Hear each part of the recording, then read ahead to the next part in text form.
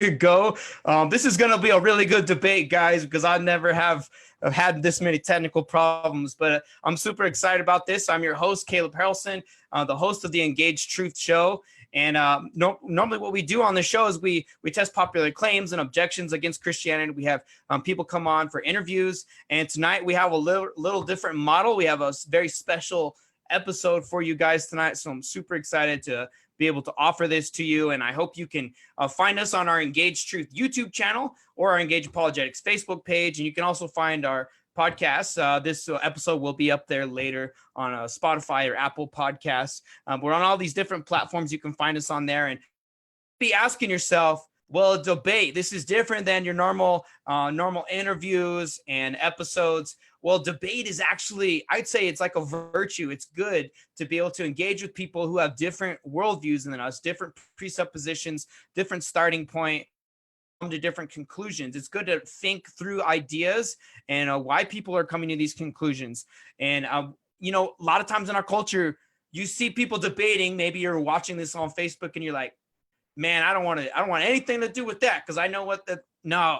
We need to engage. We need to learn how to engage in healthy conversation. It forces us to think about other subjects and positions and think about them deeply. And it can challenge our viewers or listeners to this episode tonight. I hope it'll do that. It'll challenge you to rethink your position and to think through it more deeply. In the end, I think we need to engage with the truth no matter the consequences. And so tonight we have a very important topic. Does the soul exist? And it has big implications if the affirmative is true or the negative is true in regards to worldview of materialism or a theistic Christian worldview has big implications in that regards. And today I have joining me two special guests who will be debating this topic, Eric Hernandez and Adam Redwine. How are you guys doing tonight? Doing great, thanks. Yeah, good. Thank you. Awesome. Well, I'm going to give you guys here about a minute to just briefly introduce yourself and just the position taking at the debate here. Eric Hernandez, if you'll go ahead and go first. Yeah, my name is Eric Hernandez. I'm the apologetics lead for the Baptist General Convention of Texas. I'll be defending the position that the soul does exist. And I want to say thank you to Adam and to Caleb for having us on for this discussion. Yes, sir. Yeah. Thank you. It's good to have you on here tonight, Eric. And Adam, if you'll go ahead and introduce yourself to us. Yeah, hi. Adam Redwine. I was an engineer for about 8 years. Before that, got degrees in physics and nuclear engineering, currently studying nuclear engineering, and I'll be defending the materialist perspective that no soul exists. Very good. Well, it's good to have you with us tonight, Adam. I know we just recently became friends online, and I'm looking forward to a very engaging discussion tonight. So the debate expectations, real simply, are no ad hominem attacking each other. We want to encourage you guys to attack and critique ideas. No inflammatory or derogatory. We want to encourage you guys not to interrupt during each other's opening or closing statements or rebuttals, but we will have a time for cross-examine. I'll get to that here in a little bit. And I also want to encourage you guys to respect your time limits. This is a fun topic, and you guys, I know, are both very knowledgeable. But I know some of our viewers will want to go to sleep eventually. I know Adam is really interesting because Adam is from Israel right now. It's the morning right now. What time is it, Adam? It's just after 5 in the morning. All right. Yeah, I'm having coffee at night, but I know yours has got to be a little extra strong. Oh, yeah. Got a lot of it. Yes, sir. So the format for tonight, we're going to start off with 20-minute introduction or 20-minute introductory or opening statement, excuse me. And so Adam will go first. Eric will go first, and then Adam. And then you'll each have a 10-minute rebuttal. And then from there, we'll have a 15-minute cross-examination and then 10-minute closing statements. After that, any of our viewers who have any questions or comments for Eric or Adam, just go on YouTube or the Facebook page, and we hope to get to those questions at the end. So without further ado, Eric, if you want to go ahead and get ready, and you can share your screens and take it from there with your opening statement. Yeah, thank you. Let me get it set up really quick. Okay. All right, so let me rewind there. First, I want to start by saying so the topic of the debate is, does a soul exist? And I want to start by saying that this debate is not a scientific debate, and that would be the case for a few reasons. First, this would be a category fallacy. The soul, if it exists, would be a non-physical entity, and science, by definition, would be a discipline that studies the physical.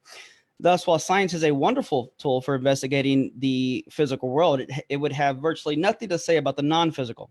In fact, I would say that science in principle cannot even ask the question, much less answer it. Moreover, some of the leading neuroscientists in the world, like Jeffrey Schwartz and Mario Beauregard, believe in the soul, and no one can say that they believe in this because they don't understand the neuroscience, especially given that these are some of the leaders in neuroscience. Second, or moreover, any view regarding the nature of consciousness and the soul would be what is called empirically equivalent, meaning there would be no piece of empirical data that one could give that would lend support specifically to one view over the other. To put it differently, both Adam and I will agree on all the empirical data, but the conclusions drawn from that data will be philosophical in nature and not scientific, and that is because these kind of questions are philosophical questions about metaphysics and not science. Once you start asking such questions, you leave the field of science and enter the field of philosophy, and more particularly metaphysics. As atheist philosopher of science Michael Ruse says, science does not ask certain questions, so it is to no surprise that it does not give certain answers. So appealing to science to answer the question tonight would be like appealing to a ruler to measure your weight. It is simply the wrong tool for the assessment. Now, with that being said, my case tonight is going to be two basic points. The first is that consciousness is not physical. That is to say that mental states and properties are neither identical nor reducible to physical states and properties of the brain. And the second point would be that I am more than my brain and body, that I am a soul. Now, let's start by giving some definitions. The soul, I would define as an immaterial substance that possesses consciousness, along with its states and properties, and animates the body. Put it differently, the soul is a self, the conscious subject. So we could say that I have a body, but I don't, quote, have a soul, but rather I am a soul, and a body without a soul is just a corpse. Now, in order to understand the arguments that I'll be using, it's important to understand something called Leibniz's law of the indiscernibility of identicals, or we can just call it Leibniz's law, or the law of identity for short. So with this in mind, let's explain this really quick. So according to Leibniz's law of identity, if two things in question are the same thing, say A and B, then it would be the case that whatever is true of one is going to necessarily be true of the other. And that's because we're talking about one thing and just using two different names. Say like water and H2O, we're using two references, but we're still talking about the same substance. However, in principle, given Leibniz's law of identity, if you can find something true of one that is not true of the other and vice versa, then by default, they cannot be the same thing. So if there's something true of one, not the other, then they're not the same thing. Now, with that being said, let's look at the case here for my first point, that consciousness is not physical. And again, by that, I mean that mental states and properties are neither identical nor reducible to physical states and properties of the brain. Let's start by defining something. So consciousness, much like to think about it, much like water can come in three different states, solid, liquid, and gas, consciousness is something that we define ostensibly, meaning that we're going to point to examples and give instances and examples of it. And there are 5 states of consciousness. You have thoughts, beliefs, sensations, desires, and acts of will or volition. Now, if physicalism is true, and if Adam's position is correct, then the conscious states and properties of the mind are going to be identical to the physical states and properties of the brain. And given Leibniz's law of identity, then whatever properties that my mental states have, if they're just brain states, then they're going to have to necessarily share the same properties. However, again, if they don't share the same properties, and if I can find just one example where there's something true of one state and not true of the other, then by default, that alone would show that they are not the same thing. And this is actually quite easy to do. So for the sake of time, let's just mention a few. Pertinent to Adam's position, given that this was a last minute thing because Adam had to fill in, which I appreciate him doing, he was kind enough to answer some questions in an email. And in the email, he says that consciousness and the brain, he says it's analogous to something like an engine running. So we've got 3 things in question here. Let's lay this out. So given his analogy of an engine running, you have the engine the state that the engine it's running, and then the properties of that state. So an engine running can have the property of being something like fast or slow or loud. So with respect to this debate, we have three things in question as well. Me, the self, the conscious subject, and then we have the states of consciousness and then the properties of consciousness. Now, for Adam's position of strict physicalism to be true, it would follow then that the states and properties of consciousness would literally have to be the same thing as the states and properties of the brain. But again, this is easily proven to be demonstrably false. So take one of the conscious states of, say, something like a thought. If Adam is going to want us to believe that they're literally the same thing as a brain state, then again, like I said, necessarily they're going to have to share the same properties, but they clearly don't. How so? Well, a thought, which is a brain state, can have the property of being true or false, but take a brain state in which my neurons are firing. So we know that mental states are indeed correlated with physical states of the brain, but a correlation does not establish identity.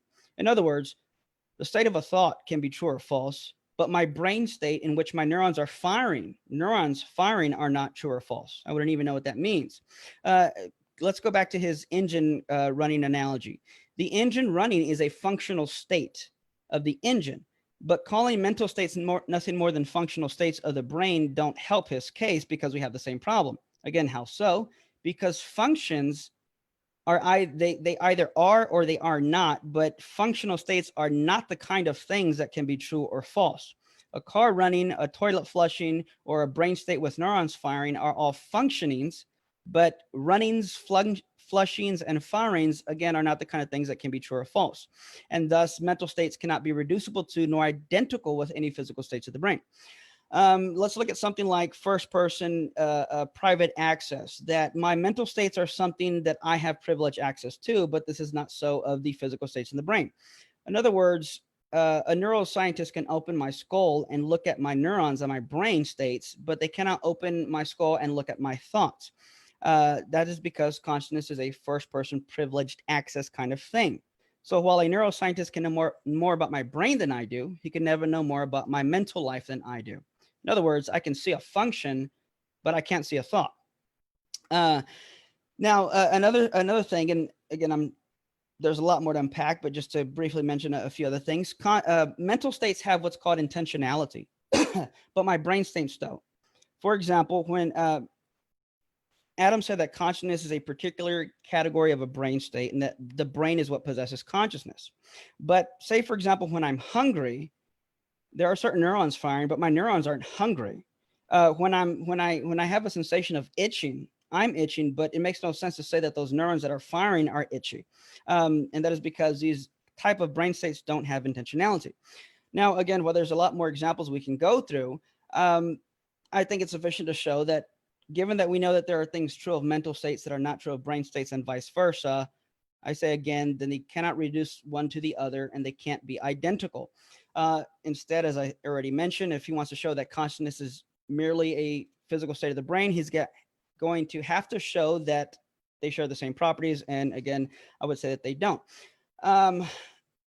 A cause or dependence, really quick, just to mention, is not the same thing as identity. You can show that there are correlations or cause and effect relations or dependence relations, but it doesn't show they're the same thing. And I'll just leave it at that and save more unpacking for the interaction. Irreducibility of consciousness, well, I won't have the time to go into it. This is a problem that many atheist philosophers of mind have pointed out.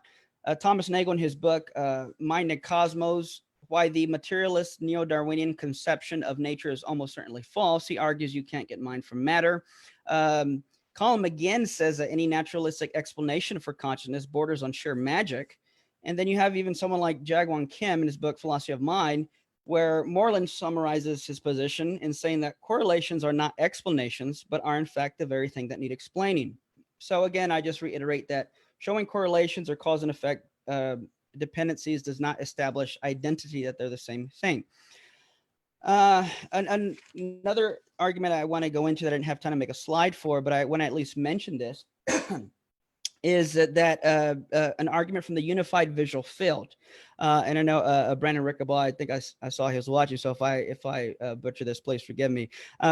So we know that when a person looks at an object like a table, the brain doesn't treat the awareness of the table as a unity, as a unified visual field.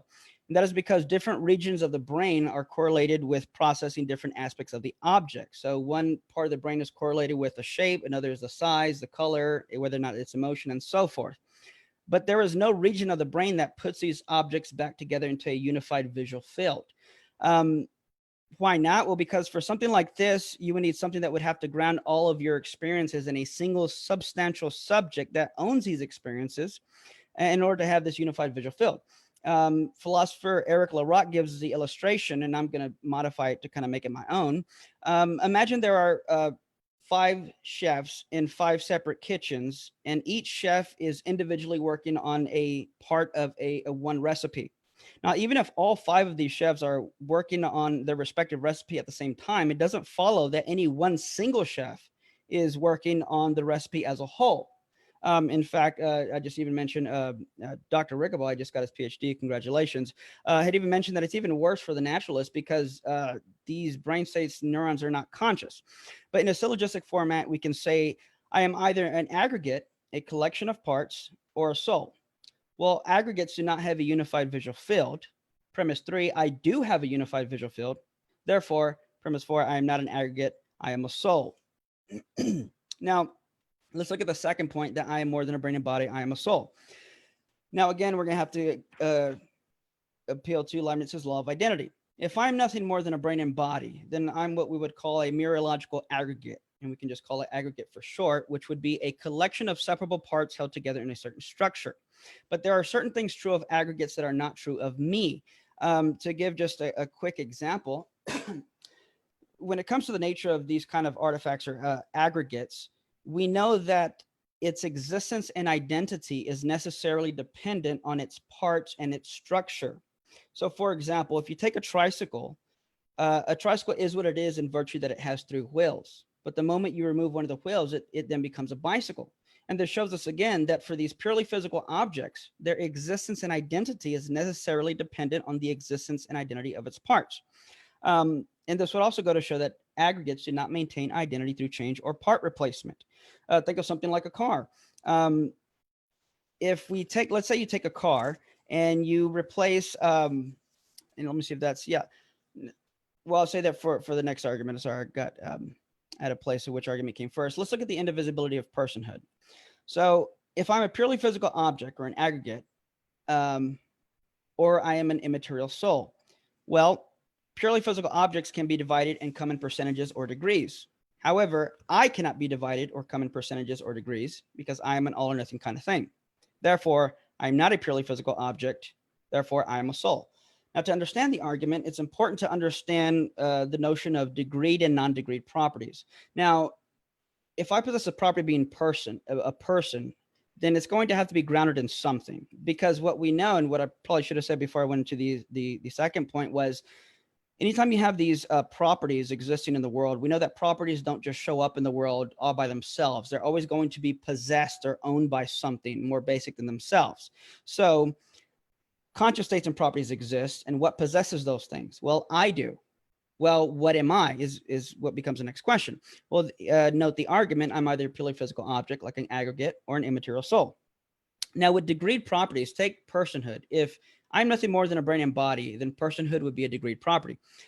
A degreed property is something like the property of being loud or hard. Something can be louder or quieter, and something can be hard or harder. So they can fluctuate, they can exist in percentages or degrees. Same applies with physical objects. You can have a half of a table or half of a door and so forth.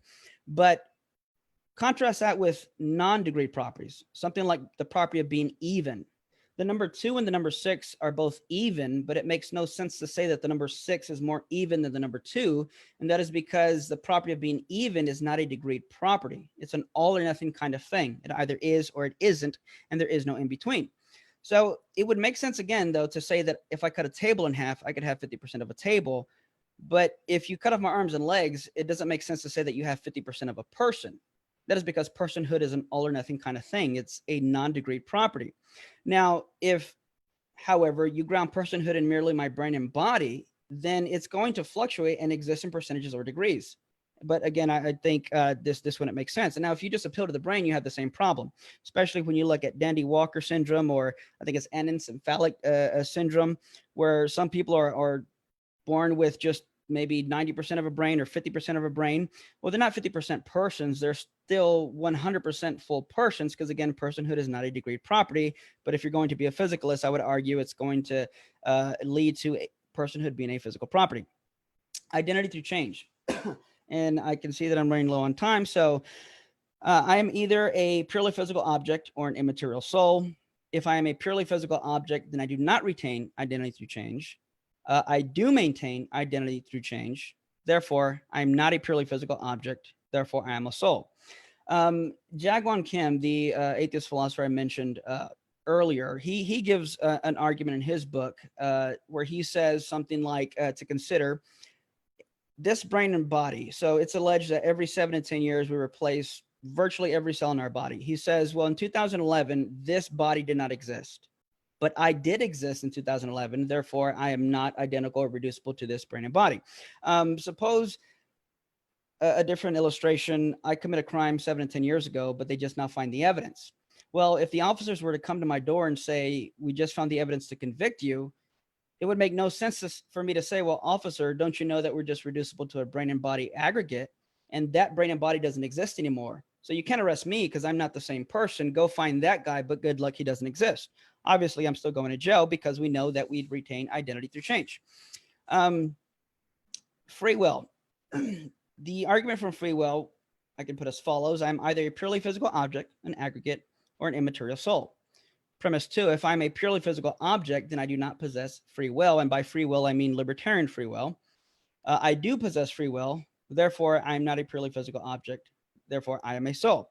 Now, by libertarian free will, I mean essentially being the originator or source of your will or actions. Now, the reason this can't be the case if you're a purely physical object, consider the following illustration. So Aristotle said, if I move a rock with my staff, then I know that the staff moved the rock, my hand moved the staff, but then he asked what moved me. Now, if you're going to be a physicalist, and if there is no God, then arguably the law of causal closure would be true, which is the view that the law that every physical event is necessarily going to have a prior physical cause. So if the physicalist is going to answer the question, what moved me, then if he's going to want to possess libertarian free will, he's going to have to say that this started with him as the first mover. So you're going to have to point to something like, let's say, a neuron firing. Well, that's fine and dandy, but given the law of causal closure, you're going to have to explain that neuron firing by some prior physical event. Well, here's where the two options, you're reduced to two options. The first option is you can say, well, another neuron firing caused that neuron to fire. But then again, given the law of causal closure, that physical event was still a physical event and would need a prior physical cause. What you can eventually do is you can keep positing neurons, but firing, but then you're going to lead into infinite regress and the action would never occur. So the second option, which I think is the only one left, is at some point you're going to have to posit that something external and prior to yourself, causally determined by other physical factors, led to the point to where you were caused to move by that brain firing, but it was caused by something external to you. And now you are not the first mover, but instead just an intermediate secondary mover in a causal chain of events. And given that you're not the first mover, you do not have free will. Now, Adam might say, I don't know his position on it, but he might say, well, so what? I don't believe in free will. Well, if you're going to give up libertarian free will, I would argue you're going to have to further give up two things: moral responsibility and intellectual integrity or rational responsibility. And here's what I mean by that. If I murder someone with a gun, although it's true that the bullet is what penetrated his heart, we don't blame the bullet because we know the bullet was not a first mover. So let's take a step back in the chain. We look at the gun. Again, we wouldn't blame the gun because just like the bullet, it wasn't a first mover. Then we come back to me, I pulled the trigger. The reason we arrest the person pulling the trigger is because we assume they're the first movers. But if there is no free will, if there's no soul and there's no free will, then you're just another, much like the gun or bullet, you're an intermediate mover. And if we don't arrest or blame the gun or bullet, we can't arrest a person because much like the gun and bullet, they were intermediate movers. So there'd be no moral responsibility. Intellectual integrity, the same thing would apply. If there is no soul and you're just purely determined, then not only are your actions causally determined by external factors beyond your control, but every thought and belief is equally causally determined. And if that's the case, then Adam's going to have to say that if there's no soul, then every belief he holds to was causally determined by external factors beyond his control. And why then should I believe what he was causally determined to believe? I would also say knowledge would be impossible on this point, because if you could never justify the truth of your beliefs, then you're stuck in this dialectical loop where you never know, you have no reason, and you have an undercutting defeater for anything you believe. Now, Adam might say, but I can test my beliefs to see if they're true, even if my beliefs are causally determined. Yes, but the problem is that even your very desire and act of testing the beliefs, and even the conclusion you come to in those tests, is still going to be something you were causally determined to do and believe in the first place. So you would essentially be saying, I believe that my beliefs are true because I was causally determined to believe that what I believe is true. And you're back to the same problem. So I would say that in summation, if consciousness exists, it can't be reducible or identical to a physical state of the brain, because mental states and properties are not shared by physical states and properties. If you're the same person from one moment to the next and you maintain identity through change, then you're going to have to be more than a brain and body. And if Adam came to freely believe that there is no free will, or freely believe that there is no soul, and if he holds people morally responsible, then he's going to actually have to say that there is a soul in order to have that kind of free will. If he didn't have that free will, then why should I freely believe what he was causally determined to believe? So we can put this all together and say, if Adam's conscious, if he is the same person from the beginning of this debate to the end of this debate, and if he freely came to believe in the positions that he holds to, well, then physicalism is false, the soul exists, and you'd have to concede the debate there. But thank you. All right. Thank you, Eric.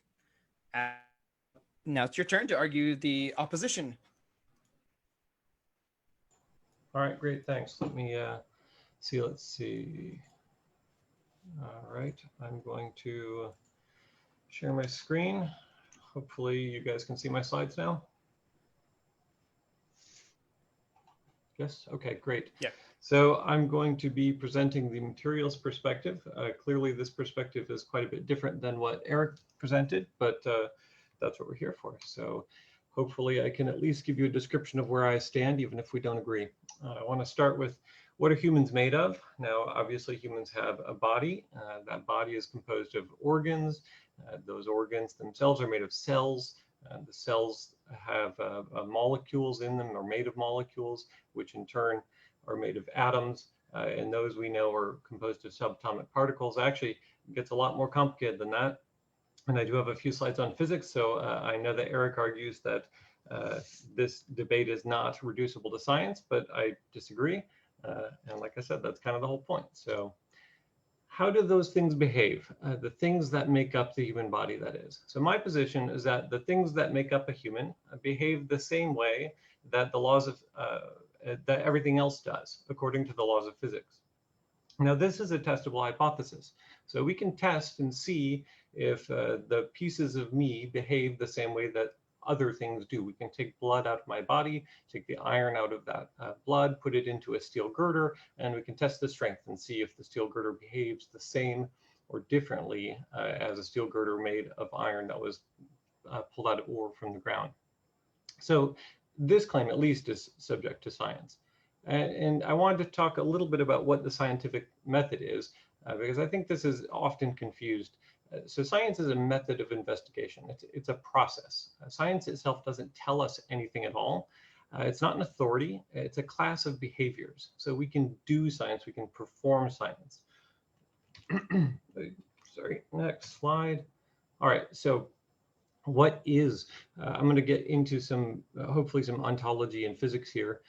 Interaction is the basis on which existence is determined in physics.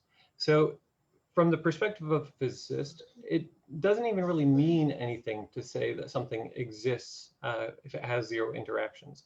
So this is kind of like the old Buddhist question about if a tree falls in the forest and nobody hears it, does it make a sound? Well, in physics, if something has no interaction with anything in the universe, then what do we even really mean by exists? If it can't do anything, if it can't be tested, it can't be observed, then it's really unclear even what we mean when we say it exists. Now, the nature of particle interactions is actually really well understood. We understand what these kind of interactions look like. And when I say that, I mean that the fundamental principles are very well established and verified. Now, there are specific cases that we don't always understand, so it's really difficult to apply first principles to a complex atom like, say, a uranium atom. And in theory, we could do it, but the mathematics is extremely difficult. People do these kinds of calculations with very, very large computers, and then they publish papers on them.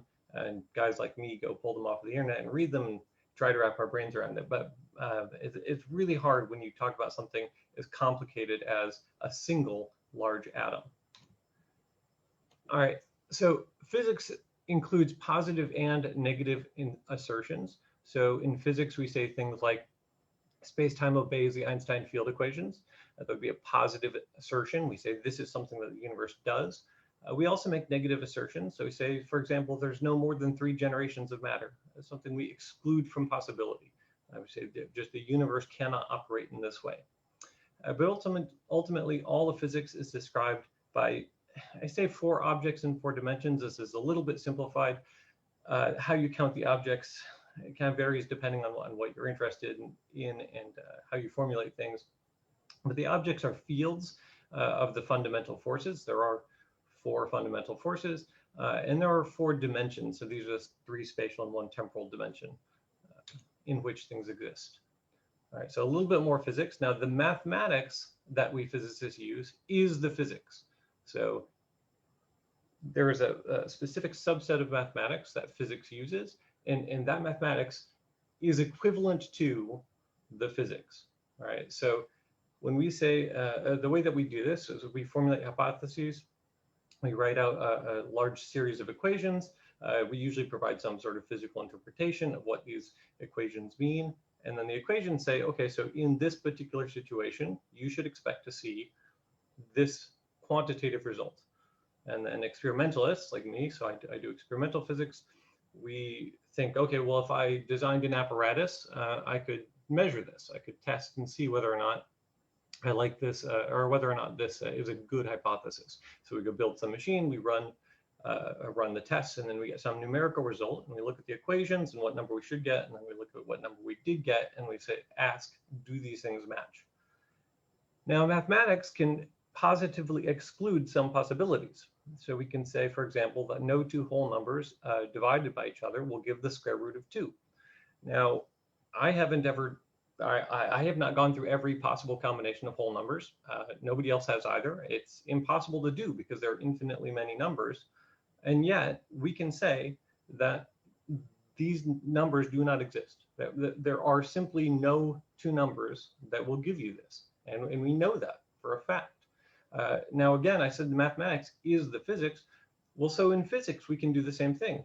It's not this particular example of the square root of 2. The equations are unfortunately rather difficult, but we can make exclusionary statements. So we can say that insofar as these mathematical equations correctly describe the universe, we can exclude this range of physical interpretations. So this is not a correct description of how the universe behaves. And then the last line here is a little complex. I've got some more on it here coming up, but I want to say conservation laws are mathematically identical to symmetry. So symmetry is really a key concept in physics, and I hope that this will be clear a little bit later on. All right, so what does physics tell us? Well, what can we get from this understanding of the universe? Well, specific individual interactions are actually not predictable. I thought it was interesting at the end of Eric's presentation, he seemed to be saying that in a materialist perspective, you have to be able to say this was the cause of this was the cause of that. Well, actually, no, that's not true. In fact, we know that that is not true. The universe does not operate so that we can predict exactly individual interactions. If I have a uranium atom, I cannot tell you exactly when that uranium atom will decay. I can't. I'm a nuclear engineer and I can't do it. Nobody else can either. But that being said, I can tell you exactly what the probability is that that atom will decay within some specific amount of time.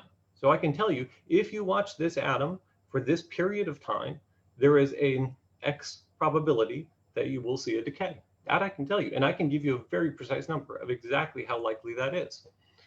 All right, so The laws of physics, they do not change over time. This is actually related to that symmetry statement before.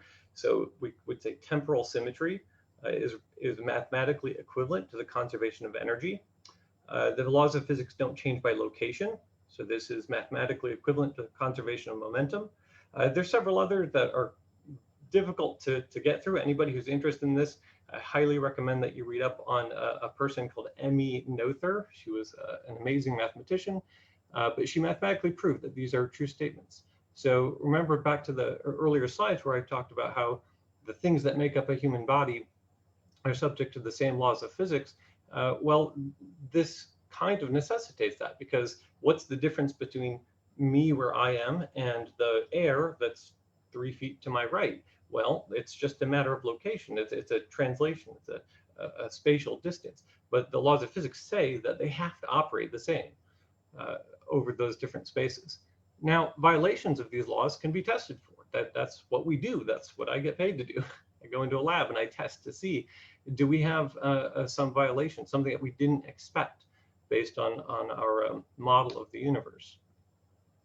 So what conclusions can we draw from these? Well, humans are physical. I'm a physical thing. This is me, physical person. I either obey the laws of physics or you can demonstrate that I don't.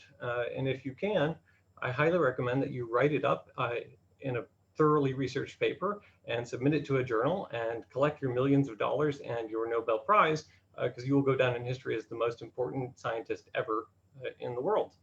So I want to ask, any influence on physical objects, how can you have an influence that isn't testable? So a different influence means it leads to different outcomes. So if, for example, I have a coin and I flip the coin and it's a fair coin, as 50% of the time it comes up heads, 50% of the time it comes up tails, that is a random chance, because any individual flip, I can't tell you whether it's going to be heads or tails, but I can tell you that over the course of time, it will be a 50% chance. Now, if I flip a coin a bunch of times and it comes up heads 75% of the time and tails 25% of the time, what I can tell you is that there was an influence on this coin. Something has changed this coin. Okay. Now, by definition, I can test it, because that's what a coin flip is. A coin flip is a test. Say, here, I'm going to flip it, see what the result is. This is an experiment and a result. So an influence, by definition, leads to a different outcome. And that's what physics studies. Now, an influence that, if you tell me, well, it has an influence, but it's not testable. So Eric says that the existence of a soul is not something that's subject to science. I'm going to tell you that that's superfluous. It's totally irrelevant. So something that has no interaction with the universe, if you say, well, there's an invisible leprechaun that exists, you can't test him. He is the cause of a rainbow, but he doesn't have any impact on the laws of physics. But I'm telling you that this invisible leprechaun exists and he causes rainbows, which behave exactly the way that you would expect a rainbow to behave just because of the laws of physics. But there's a leprechaun, believe me. I'm going to tell you that that's a very odd position to take. And I'm going to say, that claim is not convincing to me. Now, you can believe it. You're free to believe that, but I don't see any need for that kind of hypothesis. Now, similarly, an interaction that doesn't alter the laws of physics. Again, I'm going to say, if it doesn't change anything about how the universe behaves, then quite frankly, I honestly don't care about that hypothesis. All right, so let's get out of the physics, although that is my area, but I understand it's not for everybody. So the physics is mathematics, but the reason we use mathematics for physics is because mathematics is very, very precise. And in other sciences, I know Eric is very strong in philosophy, which I appreciate.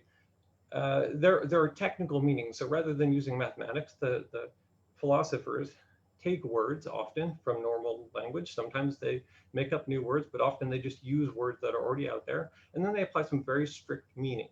But I want to give people a warning that using technical language outside of an academic setting, you should take it with a grain of salt. I think that it can often be misleading. So one purpose of the peer review in academic systems is to root out errors that are due to inexact or incorrect language use. And I feel, so I'm not a philosopher, I'm pretty sure that Eric has misused some of the technical terms of philosophy. And those are the kinds of things that in a technical or more academic setting might be caught by somebody. So on the subject of language, I want to do a little bit of linguistics. Now, quotidian language is the day-to-day language that we use. It's often a lot more ambiguous than people think. We have our thoughts, which is part of the subject, and they seem so clear to us, and then we feel like the words that come out of our mouth, usually most of us feel, are pretty close to what that thought is. But there is so much nuance, and I want, to anybody who thinks that language is really super clear and technical. I know a lot of people are sort of grammar Nazis and really say, no, it has to be exactly this way. I want to say, well, have you ever gotten into a disagreement with a romantic partner? The fact that somebody who is so close to you could not understand what you meant by what seems like a pretty clear statement is just a hint of the sort of the gray zone of language and how language use works. Now, Americans in particular tend to think of language in very prescriptive terms. There's historical reasons for this with Mr. Nathaniel Webster, but a lot of the world doesn't think that way. But I find this a lot among Americans that I talk to, that we think language is this way, it has to be this way, and it means exactly this thing. And I think that you just got to be cautious with something like that. I want you to understand that the languages can work very, very differently than what we're accustomed to. So, for example, some languages conjugate words based on how you know something, like the Tayuka language, or based on the truth value. So you have to say the word differently depending on how you know this thing to be true. Some languages lack color or number or gender descriptions. And so the way that you quantify things can be described and explained very, very differently. These kinds of differences can make a huge, huge difference in how people understand arguments like the ones that we're having, or debates. And there's a couple of linguistic usages or issues that I've seen in some of Eric's material that I particularly want to address. So one is the use of a category versus an instance. So in the English language, most nouns can be either a category or an instance. So for example, a person, it's a noun, it can be a category or an instance. So in the category sense, there are a collection of things around the world that we say fit into this category of person. So I was a person before, I got into an accident, lost my arm, and hey, but I'm still a person. We're using the word person there in the category sense. So we're saying, I am still a member of this category. I have not left the category of things that we call person. But if I said something like, I'm the person who ate the last donut, I'm not talking about the category of person. I'm talking about a specific instance. I'm talking about me. This physical object is the thing that did this. It's a very subtle difference, but it's a really important one. I think that that difference is at the root of some of the issues that Eric's having here. So switching between these two feels very, very natural, but it can hide some logical errors in some of this discussion. So the law of identity in particular, we'll maybe get into it later with Eric's discussion about the tricycle. The law of identity, it applies to instances. Now you can apply it to a category, but if you're going to apply the law of identity to a category, you have to be very, very clear and specific when you're talking about the category itself rather than the instance. If you say this tricycle is a tricycle, and then you take off the wheel and it's no longer a tricycle, that's not talking about the law of identity. That's a confusion between the category and instance. Properties are things that apply to instances and help us guide categorization. So the properties that we ascribe to a person often typically don't include things like must have two arms, because we all know that there are people that don't have two arms. All right, another linguistic issue is the distinction between a label versus an object. So language provides labels. Language really is labels, and all descriptions are labels. So when I said that mathematics is the physics, I mean the math itself is the physics, but the equations that we use to write the math, those are labels. When I type out an equation on my computer, that's not the physics, that's just a label for the thing that really exists in the real world. Now, thoughts are both labels and objects. So the thought, I argue, my position, is that a thought is a collection of neural arrangements, of firings of synapses in the brain, That is what I mean when I say a thought. I mean this collection, this arrangement of physical things. But the thing that a thought does is to label something. That's the function of a thought. So my thought, if I think of the color red, uh, that's a thought. That's an arrangement in my brain. This red thought. But what that thought does is helps me label stuff. I can say Caleb's shirt is red. That helps me to categorize. But the thought itself is just those neurons firing. So where does consciousness come from then? So we know that there are physical bounds to an individual. My fingertips are here, but anything beyond that, that's not me. So there's this sort of extra layer. And where you define that can actually get really, really fuzzy because if I would say that my nail bed is a part of me, but if I clip my nails, well, that nail clipping is no longer me. So there's some really very complicated aspects to making these definitions. But a collection of physical entities composing a person has a lot of abilities like speech. I'm speaking right now, I'm thinking. And languages are useful for descriptions. So we use language to come up with these descriptions like red and shirt and categories like person or tricycle. And human brains are adept at categorization. That's what we've evolved to do. We put things into different categories. And it's natural for a brain to think, to come up with a label for itself, to have a self-referential label.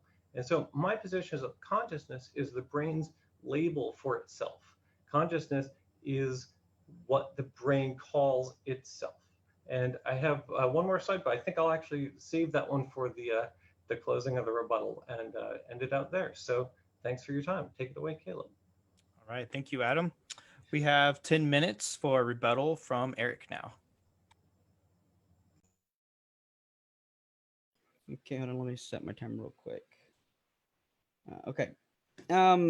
Yeah. So, with all due respect, I didn't hear an argument for physicalism or against dualism. So but I'm going to try to formulate from what I heard, try to stillman what he said. He seemed to say that the body is physical, which is question begging. It's an assertion, not an argument. And then he says, well, we know how physical things act by the laws of physics and chemistry. Therefore, there's no soul. That even if that would be put into an argument, that's still not, it doesn't follow from what he said. And in fact, even after he mentioned a lot of the things about how physical things interact and work, he says, what can we draw from this? Well, humans are physical. And then he began to say, well, therefore, there's no room or need for a soul. Again, that's an assertion with the question begging assumption put in, and there was no argument for it. So yeah, he even brought up the thing about the science. So in my opening, I said that any position regarding philosophy of mind is going to be what's called empirically equivalent, which means everything he said, I'm not going to disagree with as far as the physics goes, as far as any kind of empirical data. I'm not disagreeing with that. If I can say this kindly, none of that was relevant to any position on the soul or whether or not it does exist, unless you start with the assumption that humans are purely physical and then give me laws of physics and then conclude humans are purely physical, but that would be circular reasoning. But perhaps this illustration might help. Suppose your neighbor told you there's an invisible man in his house. And you said, okay, I want to investigate for myself. So he says, by all means, he lets you in his house and you take 3 to 4 to 5 hours to really investigate. And you come back and you're upset with your neighbor and you say, you know what? I think you're lying. And your neighbor says, why do you think I'm lying? And you said, because you told me there's an invisible man in your house, right? And your neighbor says, yeah. And you say, yeah, but I just spent 5 hours looking for him and I never saw him. I looked under the bed, I looked in the closet, I looked in the bathroom, and not once did I visibly see this invisible man. And of course, your neighbor would look at you kind of funny. Now, I'm not saying that this proves that there is an invisible man. The point to the illustration is that if you're going to try and disprove that the invisible man is not there, you cannot appeal to your sense of visibility to disprove something visible. So again, I would say that science it's a category error to try and use science to try and prove or disprove the soul. It would be like it's a category fallacy, much like using a ruler to measure your weight. It's simply the wrong tool for the assessment. If I say, how much do I weigh? I don't grab a ruler, I grab a scale. So it's still the case that it is a category error. And I'm curious to hear anything otherwise, any objections to that. It's also interesting. I found that he said that it's he's cautious about using technical terms outside of, I think he said, like academic fields or something, and yet his entire presentation had technical terms regarding physics, which I'm fine with. I have no problem with technical terms as long as you define them and use them. But if you're going to say that we shouldn't use them outside of academic fields, he just did what he said we shouldn't do. And then I also found it interesting that he said, and I hope he doesn't take this the wrong way. He said, "I'm not a philosopher, but I'm pretty sure Eric used some of those philosophical terms in the wrong way." Well, how would you know? Unless you knew the field of philosophy of mind and knew the terms that I was using. I'm not saying you're right or wrong. I'm just saying it's a weird way to kind of phrase what you said there. And the terms that I use aren't, quote, my terms. These are terms within the philosophy of mind and terms that are used by the scholars and leaders in this field. So another interesting thing is that after even talking about terms, he then begins to give us terms that he's going to define and say difference about labels and categories. Well, now you're bringing in your own, quote, technical terms that may be used in an idiosyncratic way to define something, and then you're doing, again, the same thing that you said that we shouldn't do. But within philosophy of mind, there are very technical terms, and these aren't terms that he says something like you take terms that are out there and then use them in your own way. No, like something like the term substance, an immaterial substance. Substance was first used by philosophers, and then science later picked it up. So this isn't something that like a philosopher goes out and says, let me pick a word and then let me just kind of adopt and use it for myself.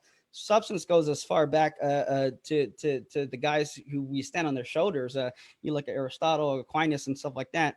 They're talking about substances. So we have technical terms. We have substances. So in this discussion, the relevant categories would be substances, states and events, and properties. And it's something that I alluded to earlier on. So we actually are using technical terms and label categories. You did say something that I did agree with about that properties are a type of guide. Absolutely. When you can identify the property of something, it gives us an idea of what the thing that possesses its nature is. So when we talk about essence and nature, then we're talking and we look at the properties, it's going to give us an idea of what that thing is. When you look at mental states and properties, they are not identical to physical states and properties of anything like the brain or anything else physical. So what he said actually was in favor of my view. He also brought, so he talked about labeling.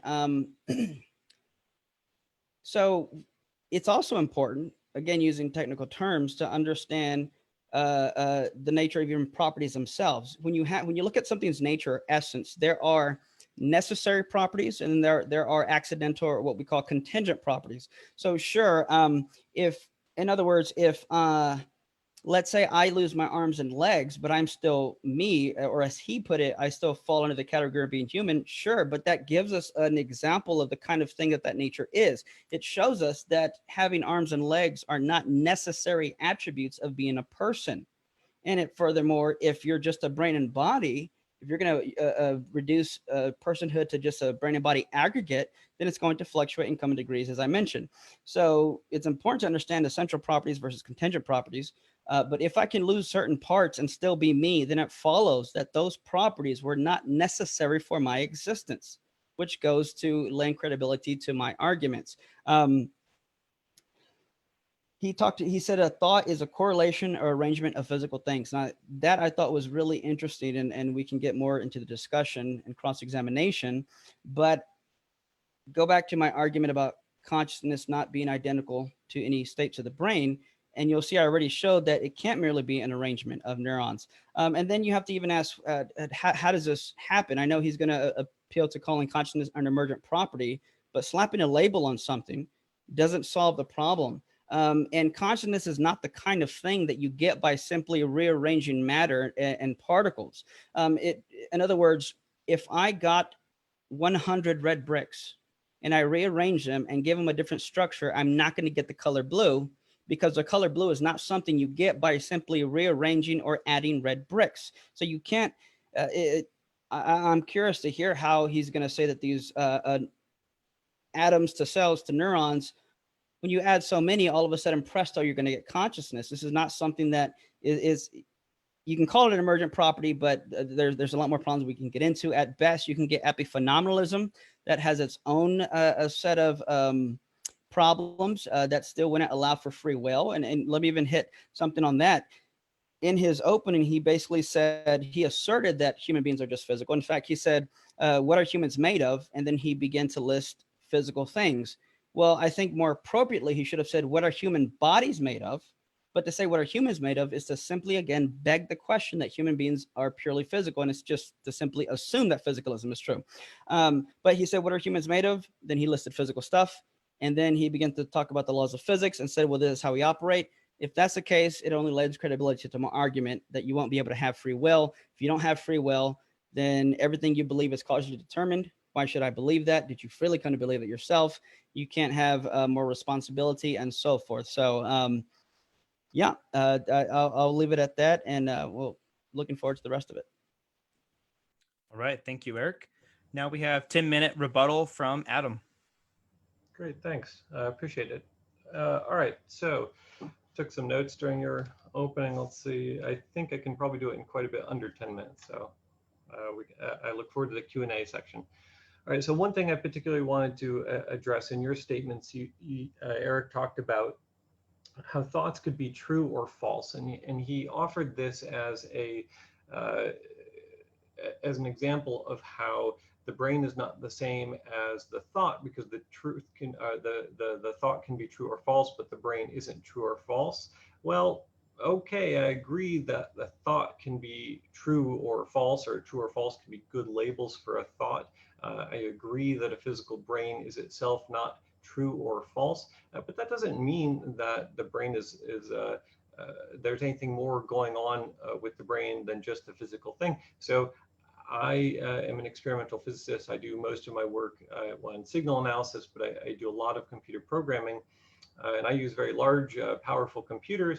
And those computers are physical. They're, as far as I understand, they are entirely, completely physical. They have no soul. They have no consciousness. They don't have any thoughts, but they absolutely can have true or false statements in them. And in fact, that's what a computer does. Is it's a big collection of true statements and false statements and comparisons of those. So from Eric's perspective, if he's going to argue that the fact that a thought can be true or false proves somehow that there is some immaterial, otherworldly kind of thing going on, then he's also going to have to hold the position that a computer has a soul. And I don't see how that holds. I expect he wouldn't take that position. He also talked about different parts, and he's given some statements on properties and how properties of parts of something translate to the properties of the larger whole. For example, in his introduction, he talked about how if I'm itchy, I have neurons, and the neurons send a signal, but the neurons themselves aren't itchy. I'm itchy. Okay, I agree with that. He also talked about how when you're hungry, your stomach is sending you signals, but it's not the stomach that's hungry, it's you that's hungry. Well, sure, that's fine, but again, that doesn't refute the point. And I appreciate it. He did mention the analogy that I'd given him earlier in an email about how a brain is in some sense like an engine, and the consciousness is the state of the brain, in the same way that an engine's running state is a state of the engine.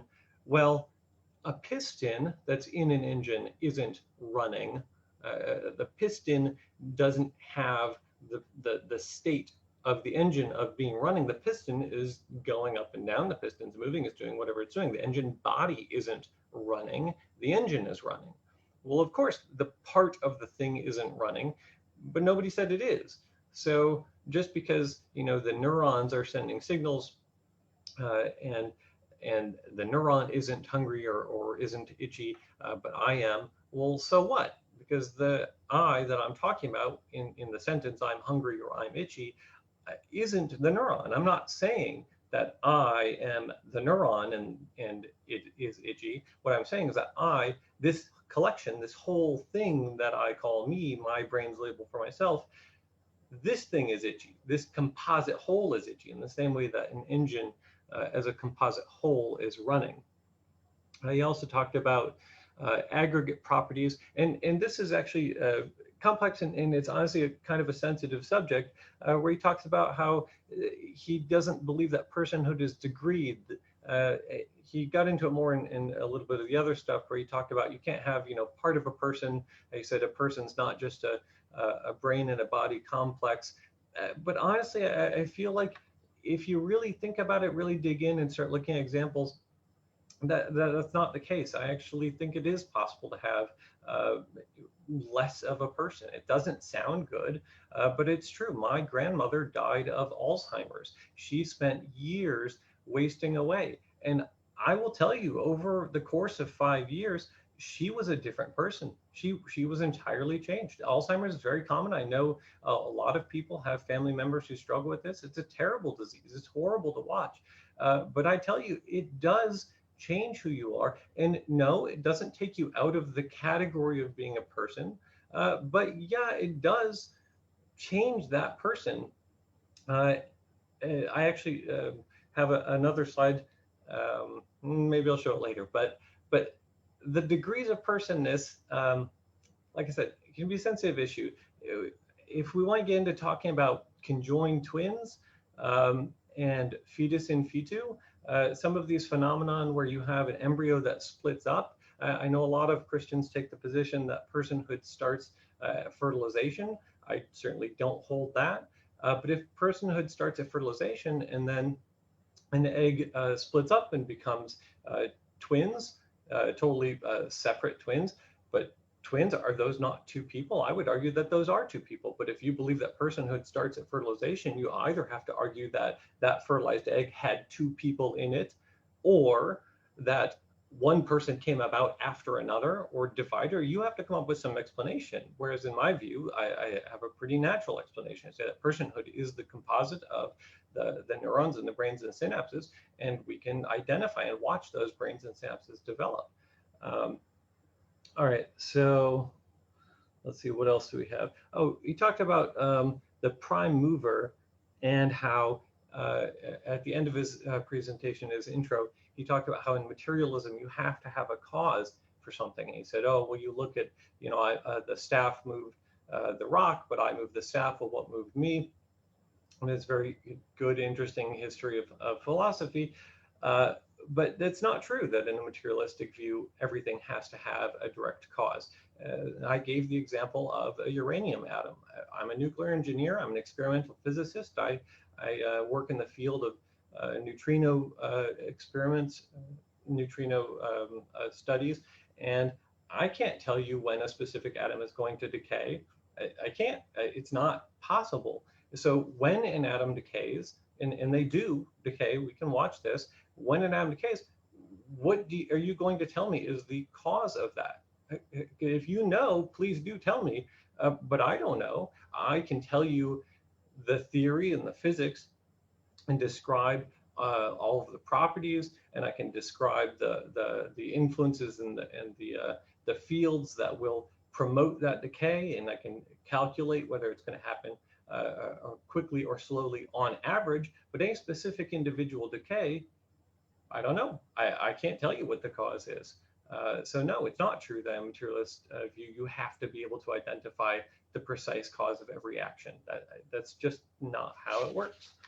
And then, yeah, so one last point, I guess, on the use of technical language. And I appreciate your careful attention to my presentation. I didn't say that we shouldn't use technical language. I said that we should be cautious when we use technical language. Technical language is fine. I think it's appropriate. It's even fine in these discussions. I don't object to your using it. In fact, I borrowed one of your technical terms. You talked about the law of identity in your material, and I took that and incorporated it into mine. This is fine. It's okay to talk about these things. But we just need to be cautious. We need to be careful, try to be as clear as we can, and have these discussions. It's all about learning from each other, hopefully, and having a good discussion. So I think that's it for my rebuttal for now. All right, awesome. Thank you, Adam, for sharing that. And we're going to go into 15-minute cross-examination. Eric will ask Adam questions, and then we'll vice versa. After that will be Adam's turn to ask Eric. All right, let me set the timer again. Okay. So, let's see where to start. Could you describe to me in purely physical terms my belief that the ball is red? How would you describe that in purely physical terms? I would say your belief that the ball is red is a particular arrangement and collection of the neurons in the synapses in your brain. As to which specific neurons and synapses, obviously I can't identify. I'm just looking at you on a webcam. If we had you in an fMRI machine, we could certainly get a lot better. We could talk about which regions of the brain were correlated with that. And, in theory, I don't know how close we could get. We could probably get pretty close to identifying exactly which physical things correlate to that thought. So, you described to me neurons. How does that tell me that my belief that the ball is red? Describing neurons, how does that? Could you elaborate on that? So I'm not quite sure I follow. So the thought is the collection of the state of these neurons. That when I say that's your thought, that's what I mean. So if you say, well, how does that work? It'd be like me saying, well, the basketball is the collection of latex molecules in air. And then you saying, well, how does that work? Why?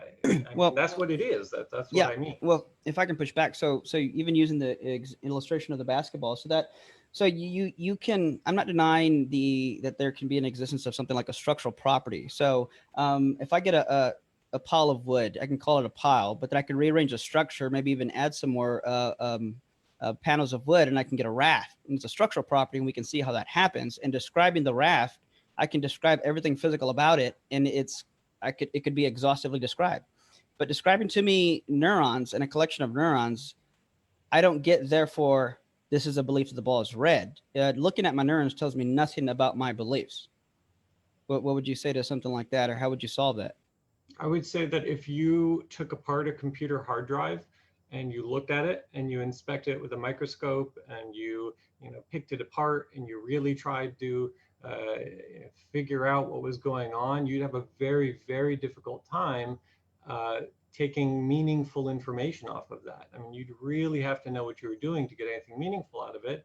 And yet we can have on a computer hard drive video of the basketball or of a pile of wood or a raft or whatever. That category of thing can exist within the memory, even if it's very difficult to describe in terms.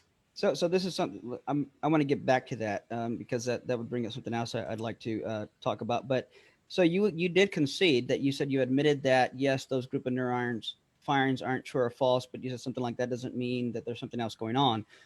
Yet, given Leibniz's law of identity, if my group of neurons firing aren't true or false, then how, in any sense, could that be a thought if it doesn't share the properties of a thought? So true and false are labels. They're very useful labels, but they're labels that we apply as a part of our language to describe whether or not something correlates to observation.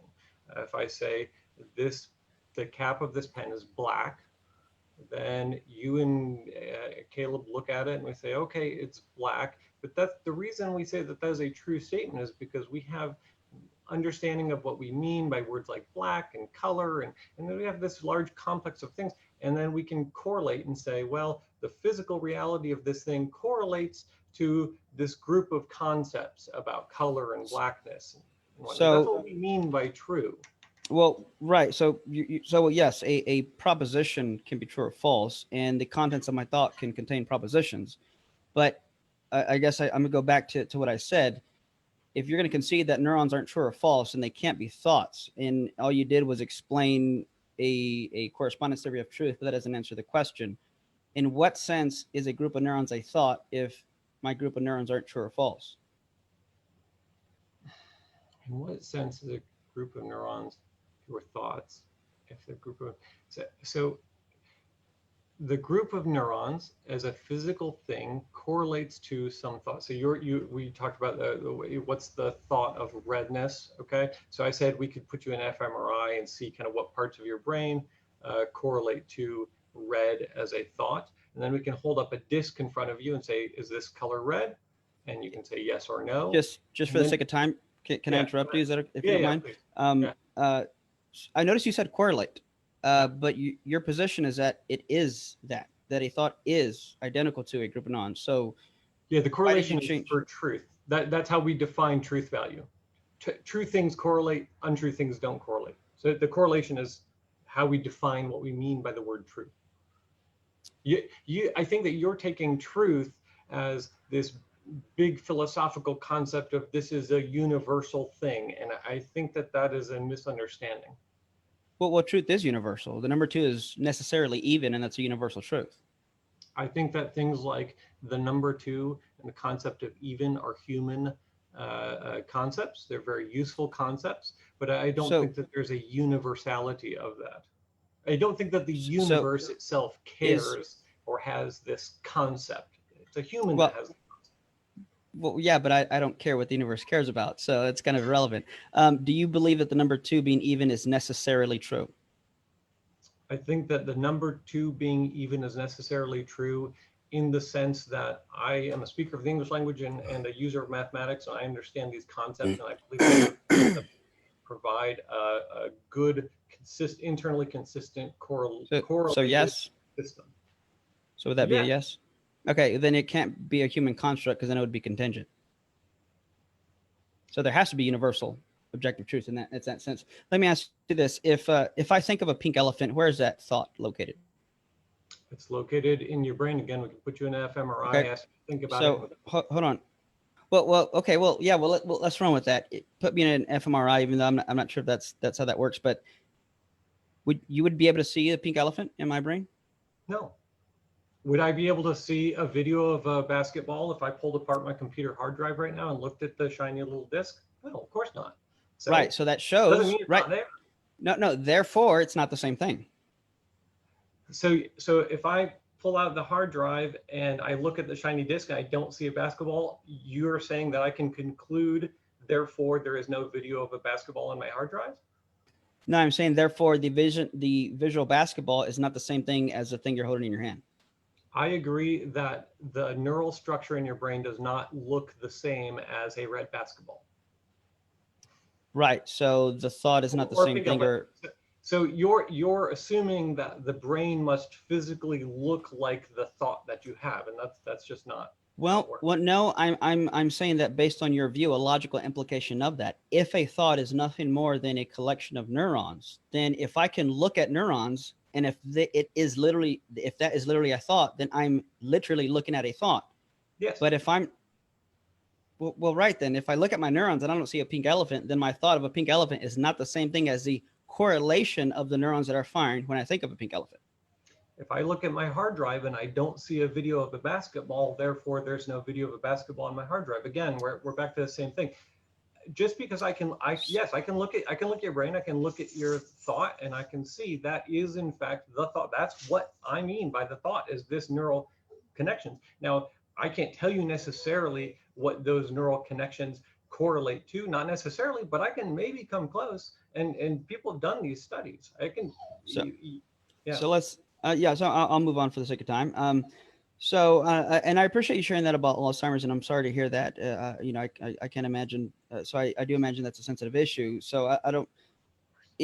But in that field, we won't have to bring up anyone specific. So you said that they would literally be a different person. I assume you're saying because their thoughts and beliefs are changing, am I getting that right? Yeah. Okay. Yep. So if that makes you a different person, then you're literally a different person that started this debate because you now have a different set of perhaps thoughts, beliefs, and experiences. Is that right? Yeah. So since we started talking, how many atoms have I been talking to? How many atoms? Well, so this goes back to the old the Native American saying, you never step in the same stream twice. I mean, it is true that I'm not the same. My hair is slightly longer now than it was an hour ago. I have sweat in some of that sweater. I've expired. So liquid has come up. But now, before at the beginning of this conversation, I would have said, well, that's me because it's in me. I'm made up of this. I'm 80-something% liquid. But now it's not. It's in the air. My air conditioner is pulling it out of the room. So yeah, I'm right. But the same. Right. So then I have been talking to a different number of atoms since we talked. So let me appeal to Jaguan Kim's argument. So in 2011 did you exist? Did I exist? So now we have to get into what do you mean by I? Give me Right. a good thorough definition of I, and I can answer that question for you. The self. The self. That's not a good thorough definition. That's just a different Well, label. what is when you understand what it means to be a self, a conscious subject. So all you're saying is that's a good definition if you understand it. Well, I don't. I don't know what you mean by I or the self. You're gonna have to tell me more. So Well, if okay. you say, Well, let me ask you. So, how would you define the I, and then maybe we can work with that. What is the I? When you use the indexical word I, what are you referring to? depends an awful lot on the context. It really depends on the context. This context. In this context, in well, in this context, this is a formal debate, which is actually part of the reason why I'm giving you this pushback. If we were having a casual conversation, if you and I went to a bar and hung out and had a beer, I wouldn't hold your feet to the fire because I would be in a very different context. But in the context of formal debate, I will hold you. I'll say you need to give me a clearer definition of what you mean. And so some sense of I is still the same because I think that it's useful to talk about continuity of yes, emergent phenomena. If a wave is traveling down, I was at the Dead Sea yesterday, as I told Caleb, and there were little waves. So a wave was coming towards me now, and there are very many waves in the Dead Sea, little ones. Okay, now is that wave as it moves is actually made of different atoms. 30 feet out and 10 feet out, there is no commonality of physical things that are still the same. And yet I can say that's a wave. I can watch it and trace it as it moves along. And yet it's completely different physical things. So is that right? But that's wave or the same wave? Yes, yes, because it's an aggregate. It's a collection of water molecules, and yes, it's Sure. changing. And I'm an aggregate too. Okay, so right, so I go back to my question based on the argument Jaguar and Kim gave. If you're identical or reducible to just your brain and body aggregate, then you're going to have to say you did not exist in 2011. I mean, so again, when the wave is coming towards me, you're saying that by this argument, you're saying I have to say that this is a different wave when it's 10 feet out because it's made of different things. Now I've been to the beach. So really, have you been surfing before? Have you been surfing before and you watch a wave coming? And I have seen lots of people do this. I've been in these conversations where I say, hey, that's a good wave. That's a good one. Let's watch it. Let's try to get that one when it's a far distance out. Now, when it gets to, it's completely different atoms. I've never once had somebody say, oh, no, this is a different wave. So like you said, so like you said, context matters. So in this context, so there's loose identity and then a strict sense of identity. So we can, one of the things I said I wanted to bring up. So like you look at, there are things that we externally give functional definitions to that don't have an intrinsic identity. For example, money it's just a piece of paper. It has no intrinsic value. And these are things we externally impose on them. So these are kind of things that, and it depends, even if you hold to like a nihilism when it comes to Mariology, but setting that aside, that's the point. So if we're talking about, we can say in a loose sense, it's a quote, same wave, but we're not saying that it's literally the same thing or the same wave. So again, if you're a different person, then you're going to have to concede that in 2011 you didn't exist. It was just someone that looked like you, but it wasn't you, right? I concede that I didn't exist in 2011 in the same way that I would concede that a wave, when it's right next to me, is different than that same wave 30 feet out. I am perfectly comfortable watching a wave come into shore and saying that is one wave and calling it a wave and saying it's the same wave. If you are going to insist that I must say it is different because it's made of different things, okay, fine. I agree. It's made of different things. Okay. So what about free will? I don't know if you have a position on it, and if you don't, that's fine. But what's your position on free will? Yeah, that's something I don't really have a particularly strong position on. I would have to get really deep into sort of probability theory and how atomic physics works, and I think that's probably a little beyond the scope of the couple minutes that we have. Sorry, maybe sometime over beer. No, sure.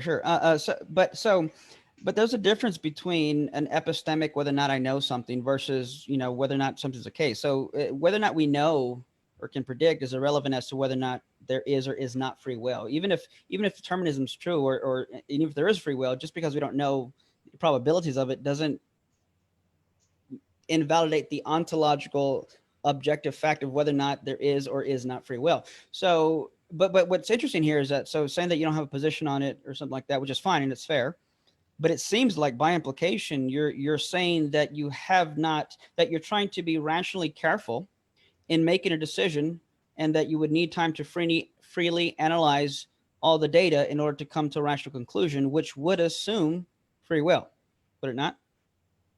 Not necessarily, because, okay, so let's take the opposite side of that. So if there is no free will, then my having said what I just said wasn't a matter of free will, and the sounds that I made that correlated with those words was just because of the determinism, which, by the way, as I said before, we actually know that determinism is not true. So I reject determinism. But yeah, I mean, that can go either way. So yeah, I don't have a particularly strong position on free will. But no, that does not assume that free will exists. Well, okay, but I want to jump to, you said we know determinism is not true. How's that? So as I said, with nuclear, the technical aspects is, again, way beyond the scope of this conversation. But so if I have a particular atom of uranium, neither I nor anybody else can tell you exactly when that specific atom will decay. That is not physically possible. That determinism would say you have to be able to say when that happens. No, I'd have to push back here. So determinism isn't the view that you can predict or know. Whether or not I know, there's going to be something determined to happen. Even if before we ever had the technology to forecast the weather and predict it, it didn't mean that I'm sorry, I'm interrupting. There's a very common misunderstanding. No, it's not about us knowing. It's not, when I say I can't tell you that this atom, and I get this is just it's a difficulty of language. I'm not saying I, Adam Redwine, can't tell you, and I'm not even saying that the community of scientists can't tell you. I'm saying the universe cannot tell you. We know for a fact that it is not ontologically possible to have this thing be determined. This is a known fact about physics. It's not a question of our ability. This is how the universe behaves. Do you not hold to the law of causal closure? You're gonna have to give me that again. I know you talked about it at the end. But 1 minute left for Eric's Q&A. Every physical event has a necessary prior physical cause. I mean, again, I'm a physicalist, so I think any cause that exists is physical, but that doesn't necessarily mean it's determined. Well, not necessarily, no. But I mean, so I'm actually going to allude to your opening. If you can explain that we know how things work, and if everything is going to have a prior physical cause, and if you're just physical, then you're going to necessarily be caused by the chemistry and physics and the laws of chemistry and physics that are happening, and you're not the first mover of your thoughts, beliefs, or actions. So your very belief that there is no soul is itself a belief that you were causally determined to believe, and it might not even necessarily be true. You're just determined to believe it's true, even if it's false, right?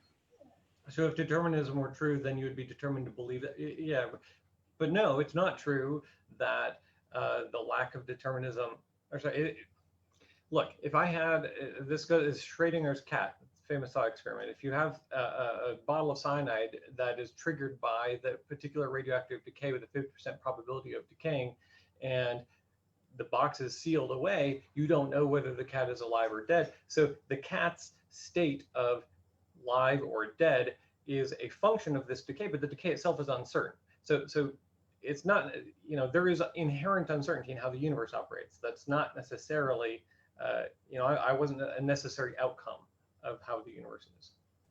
Okay, so now it's time for us to switch and Adam's cross-examine to Eric. My cross-examine, all right. Sorry, let me clear this, stop, reset, start. Okay. So I think I wrote a couple questions. Immaterial. This is a big one. You've talked quite a bit about how you call the soul an immaterial thing. To me, that concept doesn't even make sense. I don't know what you mean by immaterial, because humans are physical, and you said this is just, it was an assertion of mine. I say the body is physical. I mean, do you not agree that you are a physical body? Well, I know that you believe that there's a soul or whatever, but don't you claim that the soul is in addition? I mean, you recognize that you do have some physical aspect of yourself, right? So I think it was in one of the slides where I said I am a soul, but I have a body. So as an immaterial substance, yeah, there are things I possess, and then it's even deeper, even in a more technical sense, like in something like a Traducian view, the deep integration and relation between the body and soul. But I would say, as I said in my opening, I am not identical nor reducible to a body. In other words, here's might be a way to think about it. I am at least possibly disembodiable, but my body Okay. is not possibly disembodiable. So I am not the same thing as my body. Okay. Uh, Fair enough. So you say you're not the same thing. Okay, fine, but you accept that parts at least of your body are in fact you. So your heart is maybe replaceable. We can put an artificial circulatory system in you or something, and you're still you, sure, but the heart that's in you right now, I mean, you don't think that heart is a part of you. You think it's something that is external to you, or is So it, was the last thing? sorry, is your physical body something that is intrinsically a part of you? You say that you may be separable from your body, but I mean, your heart doesn't belong to me. It's not mine. Right. It's in your chest. It's not yours. So then we get into part to whole relationships, and then like I mentioned earlier, so that you can have contingent properties and parts that are not necessary to be who I am, but that would just go to show that I'm more than my parts. In fact, another distinction between aggregates and a substance is that and don't let me ramble. If you think I'm rambling, by all means, please interrupt. So for substances, you have the whole existing ontologically prior to its parts, whereas for aggregates, the parts exist ontologically prior to the whole. And I'll explain that. So if I take a tire off of a car, its existence and identity as a tire still remains the same, which shows us that its existence and identity as a tire is not necessarily dependent on its connection to the whole. Contrast that with the substance. If you cut my arm off, it loses its identity as my arm because it's the whole that gave it its existence and identity. And we know this is the case because within a few days, it's going to decay and cease to exist. Okay. All right. So in somewhat of a similar vein, I guess, on the subject of immaterial, you talked about the soul influencing the body. What do you mean by influence? I'm particularly like you to sort of address the example I gave about the coin flipping and how a coin flipping 50% of the time was, fair coin, and then we see it now it's 75% and 25%. And that's how I understand what we mean by words like influence. When you say the soul influences the body, what do you mean? What's different about how body behaves with a soul versus how body behaves without a soul? If I said it, could you remind me when I said I'm not saying I didn't. I'm trying to think, trying to remember the context. Maybe influence was in the previous way. So, I mean, okay. So, would you argue that a soul does not influence a body? I would. So this might open up another can of worms, but I would say the soul is actually what drives the formation of the body. Okay. I mean, so you talk about the soul and say, the soul. I'm trying to think. You are a physical person. Obviously, you think you're more than that, but you're sitting there. You're dressed. You are saying words. You are pushing air out of your lungs through your larynx and making sounds. I argue that action, this is a physical thing, speech. Okay, I would argue that action is driven by the neurons and synapses in your brain, or whatever, and that's it. That's the causality is through your brain and into your body, and you move, and your muscles move. You think that there's some extra step in there. I mean, I expect that you and I both agree that on the physicality of speech, and then you go to the brain, and then there's one extra step that you add in. I want to understand what you mean by this sort of extra thing that you add, and how those last two steps in your version interact with each other. Yeah. So so as a soul with a body, I would say that I am what causes. So I think you would agree with me that if I move my finger, What happened before that finger move was a brain firing, correct? Yep. Yeah. Okay. So the question would be, what caused that brain firing to fire? And here's where I say that I at least have the possibility of libertarian free wills, because I have something that transcends a body, namely the soul, that can act upon the body. So, and I think this would even go into something like, you look at neuroplasticity, and more specifically cognitive behavioral therapy, where I think it was, I forget the guy's name, who's a neuroscientist, that says, Skinner. but Yeah, Skinner. no, it's someone recent. But basically said, nothing in the brain changes unless, neurons change. And basically, so you look at something like OCD or depression, anxiety. These are states and sensations and emotions that I would concede are at times causally determined by the brain. In other words, I don't choose to have anxiety, or I don't choose to have ADHD, which I do have. It's something imposed upon me. Nevertheless, you look at something like cognitive behavioral therapy and what we know about neuroplasticity. Jeffrey Schwartz did this. It basically prescribes his patients, who's one of the leading neuroscientists on these issues, wrote a book called You're Not Your Brain. And by literally thinking differently, you can change the wiring and chemistry of your brain. Now, what I think this shows us is that that if you're just a brain and body, you're just going to continually think and feel the same way based on the dispositions of your brain. But if you have the ability to counteract and go against these habitual, causally influenced and determine thoughts, beliefs, and emotions, and you have the ability to go against that, then it shows that you're more than a brain and body, and that you have to have something that would go against those habitual ways of thinking. No, that doesn't show it at all. So you're saying the fact that a brain can change itself proves that it's not just a brain. Like, no, of course. Yeah, I agree with you that a brain can change itself. I agree. Yes, I understand cognitive behavioral therapy can in fact cause changes. It's actually basically the field of work that my wife is in. Yes, people can change. People do change. Their personality, their behavior, brain chemistry can be altered by just actions without drug chemicals. Okay, fine, I agree. So what? That doesn't prove that it's not physical. I mean, I don't understand how you made that logical leap, saying the brain can change itself, therefore it's not just physical. Like that doesn't follow. So you understand the physics far better than I do, and I'm perfectly humbled by that, and I have no hesitation to say that. So if I shot a bullet in the air, you know better than I do that it's going to just go in the same direction. But it doesn't have the ability to say, you know what, I don't feel like going up anymore. I'm going to go ahead and swerve left for a change. It's not, because once it goes in motion, it's going to stay in that motion. So in principle, take that same thing about the brain and the way it's wired. What makes it change and go against the way it's wired to think? So a volcano is a large mountain. What makes it change and erupt? Does a volcano have volition or free will just because it changes? No, the fact of something changing doesn't mean that it's has some immaterial thing that's driving it. If I could change the way in which the synapses fire, if I could alter the interaction of the electrons in the synapses, and if you could show that, then maybe I would be inclined to agree with you. But again, as I said before, if you could show that the way an electron behaves inside of a human brain is different than the way an electron behaves in a computer, you will win a Nobel Prize and be extraordinarily wealthy and famous, because that's just, as far as every test that's ever been done, that's never been shown. That's just not how the universe works. So I'm not saying changes show that there's free will or a soul. I'm saying that, again, go back to the bullet illustration.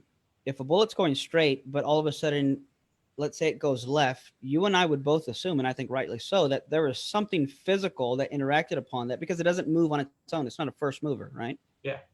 And that matter is not going to act. It can only move it unless it's acted upon. Yeah, would you agree exactly. With that? Okay. Right. So if you have a brain, a Coke machine's not going to choose to sing me a song instead of give me a Coke. Sure. Yep. Right. So if I'm just a brain and body wired to be a certain way, and if it's possible for me to change that, then I would say I'm not just a bullet, so to speak. But then here again, you're getting into category error when you talk about if it's possible for me to change that. Well, then you have to know, what do you mean by me?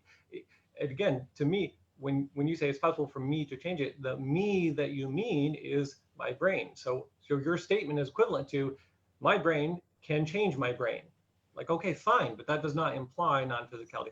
Anyway, I have another point I want to get to before the Sure, time. go for it. Go for it. I want to ask you, how would you, this kind of silly analogy I talked about with leprechauns, how would you respond if somebody were to claim leprechauns are real? You can't see them, you can't test for them, they don't change anything about the laws of physics, but they're the cause of rainbows. They're invisible leprechauns. They're totally immaterial, non-physical. They don't do anything about it. All the physics is totally the same. But the reason that rainbows exist, the cause of a rainbow, is these invisible leprechauns. How would you respond to that? You're on mute, by the way. Sorry. So are you? So how would so what you just said? How would that person put it into an argument? So I can understand that better. So I'm not holding this position. Let me Yes. pretend. No, it's fine. Let me pretend to be okay. Rainbows are real. We agree on them. There are physics that describe rainbows and how and when rainbows appear. But I am going to tell you the cause of a rainbow is an invisible leprechaun.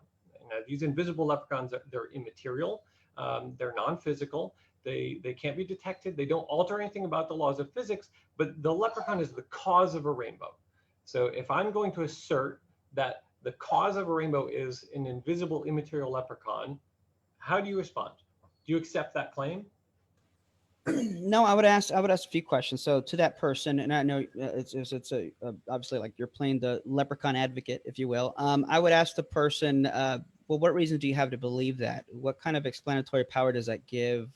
What are you looking to explain that needs to be explaining that can't be explained by X, Y, or Z? Those are the kind of questions I'd ask. Okay, well, those are the exact same kind of questions I ask you about a soul. Sure. Nothing that you have described to me about what you think a soul is in any way improves any sort of description of how a person works or behaves. I have not seen in any of your arguments any explanatory power whatsoever of a soul. It seems to me like a completely superfluous statement. So I would say that your claim of a soul is, to me, how you feel about invisible leprechauns. Right, and I knew that's where you're going, and I said those answers for that specific reason because I think it's just exact the opposite. When you look at what we know and the arguments that I gave, there, identity through change, which you said which you concede that we're not the same person from one moment to the next. I would say that leads to a position of absurdity because I've been talking to at least maybe 10 different Adams since we started. So it's literally a different person. And now, if you want to hold to that, that's fine. But that I would say at least you're being consistent. The fact that mental you're the one who's insisting that we have to say it's different. If you are absolutely insistent that I am different now than an hour ago, then I am willing to concede that the physical substance me that I refer to as me, I agree that I am not physically the same as what we started. That's fine. I'm willing to accept that, but the reason I'm willing to accept that is because of your insistence. This isn't something that I necessarily take or assert that I say I fine, if that's how you are. If you want to be pedantic about it, okay, but I don't insist on that. And again, back to the wave analogy, I'm perfectly comfortable saying that wave is traveling towards me and it's still the same wave. I can use language that way. But if you absolutely insist that we have to call it a different wave because it's made of different physical atoms of water, fine, okay. I think that's a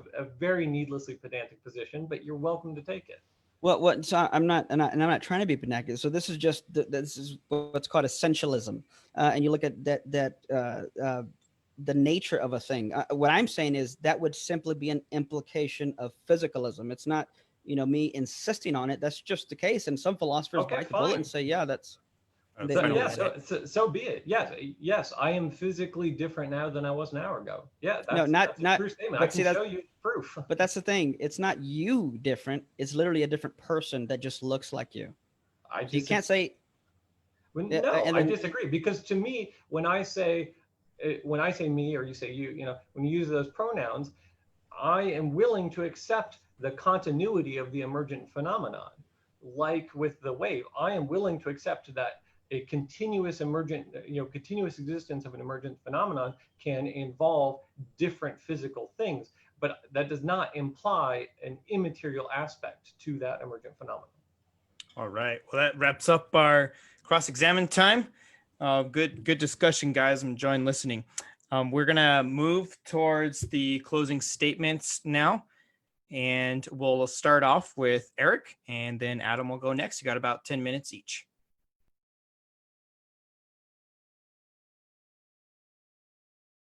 Sorry, I forgot about the closing. So yeah, no, I probably won't use 10 minutes. I'm fine with Fine.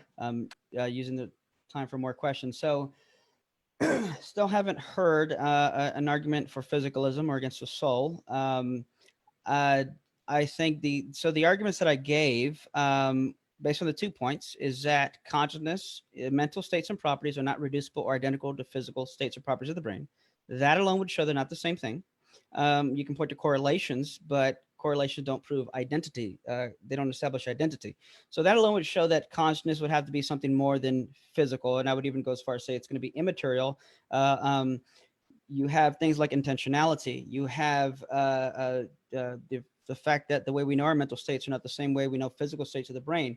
You have first-person private access, other things I didn't bring up like qualia. You have the argument from the unified visual field, the indivisibility of personhood. These are things that we know to be true that cannot be explained by something physical. And if you appeal to the physical, it's going to lead to logical absurdities and implications. So it's not at all analogous to leprechauns and rainbows. He even mentioned, go win a Nobel Prize. So these aren't, again, I don't want him to think these are my arguments. These are arguments that are used even by secular atheist philosophers who understand this field. I'm not trying to say Adam doesn't understand it. My point is this isn't arbitrary to me as if I'm making this up. So I think the soul not only provides explanatory power, I don't think it just not only does it have explanatory scope. I think based on what we know to be true, you can even things like I would even argue, so my mental states, I would say, are incorrigible, my sensations, but I can never be wrong about what I'm feeling, but I can be wrong about maybe what body part I have. So there's lots of ways to show that I'm more than a body. And when you use even just you look at the arguments and the syllogisms, if I'm either A or not A, well, it's not A, therefore it's not A. If I'm either a soul, an immaterial substance, or I'm an aggregate, and I can show that I'm not an aggregate through these ways, these are arguments that are deductive arguments that lead to a specific conclusion that, again, consciousness is not physical. And by that, I mean it's not neither reducible nor identical to any state or property of the brain. I am more than a brain and body. And then there were the arguments that I provided there. And I would say based on that, yeah, that is showing that I'm more than something physical. And even Adam conceded that my thoughts aren't true or false. So again, I mean, at this point, I would just be repeating myself, but I appreciate, I want to just go ahead and say I appreciate Adam with the discussion. It was a lot of fun. I appreciate the feedback, the pushback, and I really enjoyed it. Thank you. All right. Thank you, Eric. Now to Adam's closing statement. Thanks. I actually have a few slides, even if that's okay. Yeah. All right. So I did actually want to bring this back one slide. At the end of my intro, I said I had one slide I was going to save, and I'm glad I did because Eric brought this up, I think, in his rebuttal where he talked about the hard problem of consciousness. Now, the hard problem of consciousness is discussed widely in philosophical circles. I'm really not a fan of it because I honestly think that the problem statement relies on a confusion between a label and an object. The individual consciousness, as I assert, is an object. My consciousness is my brain state. It is the particular arrangement and functioning of my brain synapses. The description of that consciousness, however, is a label. If you put me in an fMRI or whatever, and you look at how my brain behaves, you can come up with all sorts of descriptions of how that works. But all of those descriptions are a label. And the statement of the hard problem of consciousness is that this label never becomes the thing. So you often hear people say, well, no matter how hard a biologist studies your brain, they'll never understand what it's like to be you, to have your thoughts. Well, yeah, of course not, because my consciousness is my physical brain with all of my physical arrangements, and the scientist's brain is in their head, and they're two separate things. I have my brain, it's in here, it's in Israel. Eric has his brain, it's in Texas, and those aren't the same thing. They're two different things, and of course they're not going to become the same thing. All that is a statement of the identity. My brain is my brain, and their brain is their brain. So I don't think that the hard problem of consciousness is hard or a problem, really. I think it's confusion. But the statements are the slides I did actually have for my closing. So just a little recap again of my position. The universe is complex. I often hear, especially Christian apologists, say, you know, the universe is should be understandable, that it should be something that's understandable even by people who have difficulty understanding things and stuff. Well, I don't think that's true. I see no reason to believe that. The universe is not simple. It's not easy to understand. Trust me, I have done an awful lot of physics and taken a lot of classes, and man, they are hard, and they don't get easier. Like, the universe is a really hard thing to understand, but it's our responsibility to learn it. You know, if we want to understand how the universe works, we have to go out there, we have to test, and we have to observe and hypothesize and be humble and willing to admit when we're wrong, and learn about how these things behave. And also, the universe doesn't care about our labels. So I put in here the ship of Theseus. We use that technical term. And our discussion here didn't really hit on it too strongly, but we talk about, you know, if I'm a person and then I lose my arm, am I still the same person? You say, well, I'm still a person. Yeah, that's fine. And all these discussions can be good and interesting, but the universe itself doesn't care. The universe just is. The resolution to these kinds of problems are just a fuller description. We just need to be more accurate. And I kept saying this with Eric's questions. He kept saying, well, are you the same person? I said, well, you have to tell me what you mean by you. In casual discussion with your friends, you know, we're not going to be insistent that they have to describe and define all these things really well. But if we want a good description of the universe, of this complex universe, we really have to be very, very precise. Modeling complex atoms, single atoms, is difficult. It's really hard. And a brain is composed of trillions upon trillions of them. So, you know, I often hear people say, well, if all we are is material, we should be able to put the equations into a computer and have it tell us how we would behave. Well, no, like the math is extraordinarily difficult. We have giant supercomputers that try to calculate the behavior of an individual atom. Like, it's not that it's not possible in theory, it's just practically impossible.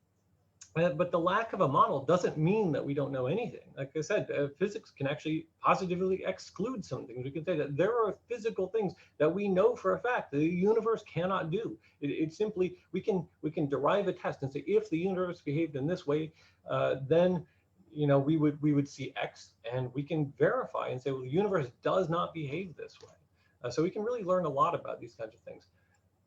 Language also is very complex.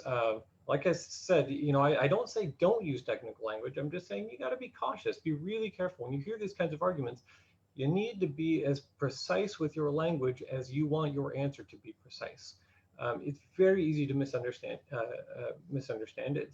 To, you know, get a feel for this, if you know, just have misunderstandings is something everybody has. You know, if somebody close to us can misunderstand what we mean, then somebody we don't know so much more so. If you've ever tried to translate to or from a foreign language, you'll know this it's incredibly difficult. I'm currently trying to learn Hebrew. I speak a decent amount of French and Spanish, and man, I can tell you it is really hard to get a good understanding of what words mean. And technical language can be very helpful, but it can also mislead. Very narrow meanings that are applied to words can often have colloquial meaning. So when we talk about energy in physics, we have a very, very specific word meaning for that correlates to a mathematical entity, and we write out in equations. And when a physicist says the energy, we mean this very specific thing in this mathematical equation. But man, I tell you, I see on the internet all the time people talk about, you know, realign your energy, or, you know, this is something that really gives you energy. Like, we use the word energy all the time in English, and we don't at all mean what a physicist means. So you have to be really careful with these kinds of words. But jargon often adds a false sense of reliability. You know, when you hear somebody saying, oh, well, this law of identity proves that therefore there cannot be this other thing. I'm not saying that they're necessarily wrong. I'm not saying that's bad. I'm just saying you got to be cautious. Any of you who are out here listening, this is really directed to the audience more than to Eric or Caleb. Like, just don't take jargon as lending credibility in itself, where you got to really take the time to understand these things. All right, so claims outside of science. So this is back to like the leprechaun thing. If you tell me that a soul has no impact on the universe, then quite frankly, I don't care. If you say your soul exists, but it has no influence at all, and we can't test it, and it's outside the scope of science, then my response is, okay, fine, have fun with that belief, but it's not very convincing. Like, it doesn't matter to me. Claims, because I am physical. This is physical. My hand is physical. My hair is physical. My skin is physical. These are physical things. These are the things that I care about. I care about whether or not I feel pain. I care about whether or not, I'm hungry. I care about these physical things. I don't care about some immaterial thing that has no impact on the universe. Claims about objects that can't be verified. This is just navel gazing. Now, in physics, we can actually distinguish. There's different kinds of things. There's some things that are physically inaccessible. We can't get to the center of the Earth, but maybe we can look at it in other ways. We can inspect it using, earthquakes. Maybe we can look at neutrino science. There's a big neutrino experiment in Antarctica that looks at neutrinos that are coming through the planet. They actually look at the upward-facing neutrinos, and to calibrate that system, they use the shadow of the moon. So we're looking at neutrinos that pass through the moon and then through the Earth and then interact in this glacier. So, just because we say something is inaccessible, so if we say, my thoughts are inaccessible, like, well, maybe we can look at it a different way. It's true that your brain won't be my brain, but an fMRI really can give us a lot of understanding of what's going on inside your head.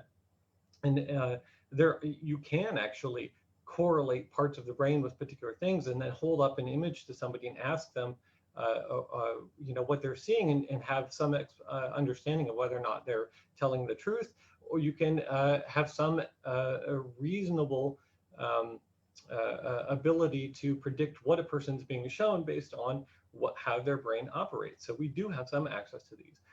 There's other objects that are actually theoretically inaccessible. This is actually a jargony thing. So again, be cautious here. But I say events that are outside of our light cone. There are things that are inaccessible by the laws of physics that may exist, but that we have no ability to inspect. And even in this case, I would say, honestly, this is navel gazing. If you want to tell me what's inside of a black hole, there are some physical theories where we say, okay, maybe we can get some information. There's actually a very famous example with Stephen Hawking on that one. But there are some things that pretty much everybody agrees, okay, we're never going to be able to access information about these objects.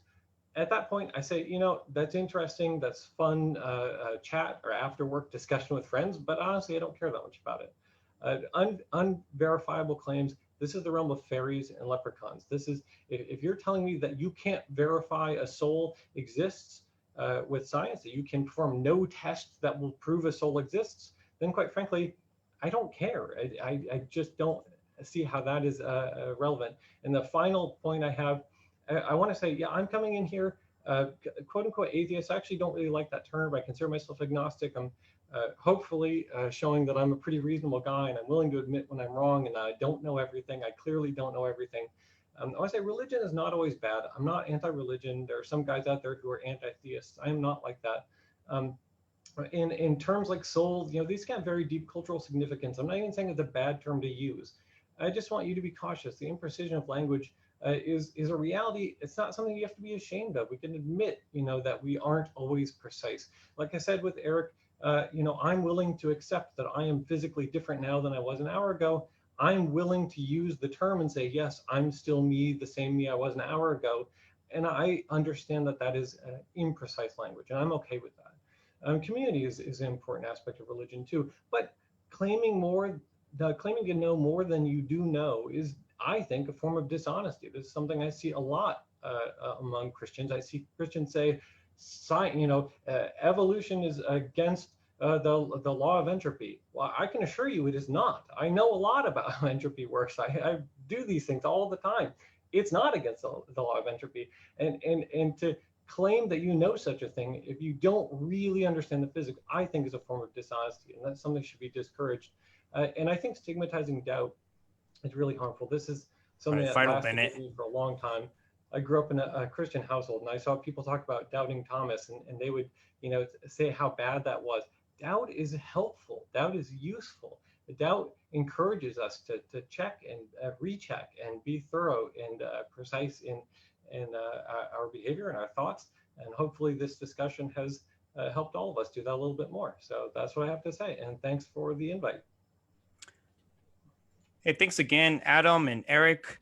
This closes our formal time of the debate. And I think this has been a very engaging discussion and hopefully helpful for our viewers and listeners. We're not done yet, though, so stick around, those who are still watching. I hope you guys will go ahead, if you haven't already, put in a question for Adam or Eric or both of them, and we'll put it forth to both of them to answer those questions. So let me look at the chat here. I know we have a few that's already been posted. Give me a second here. All right. This is from Trinity Radio.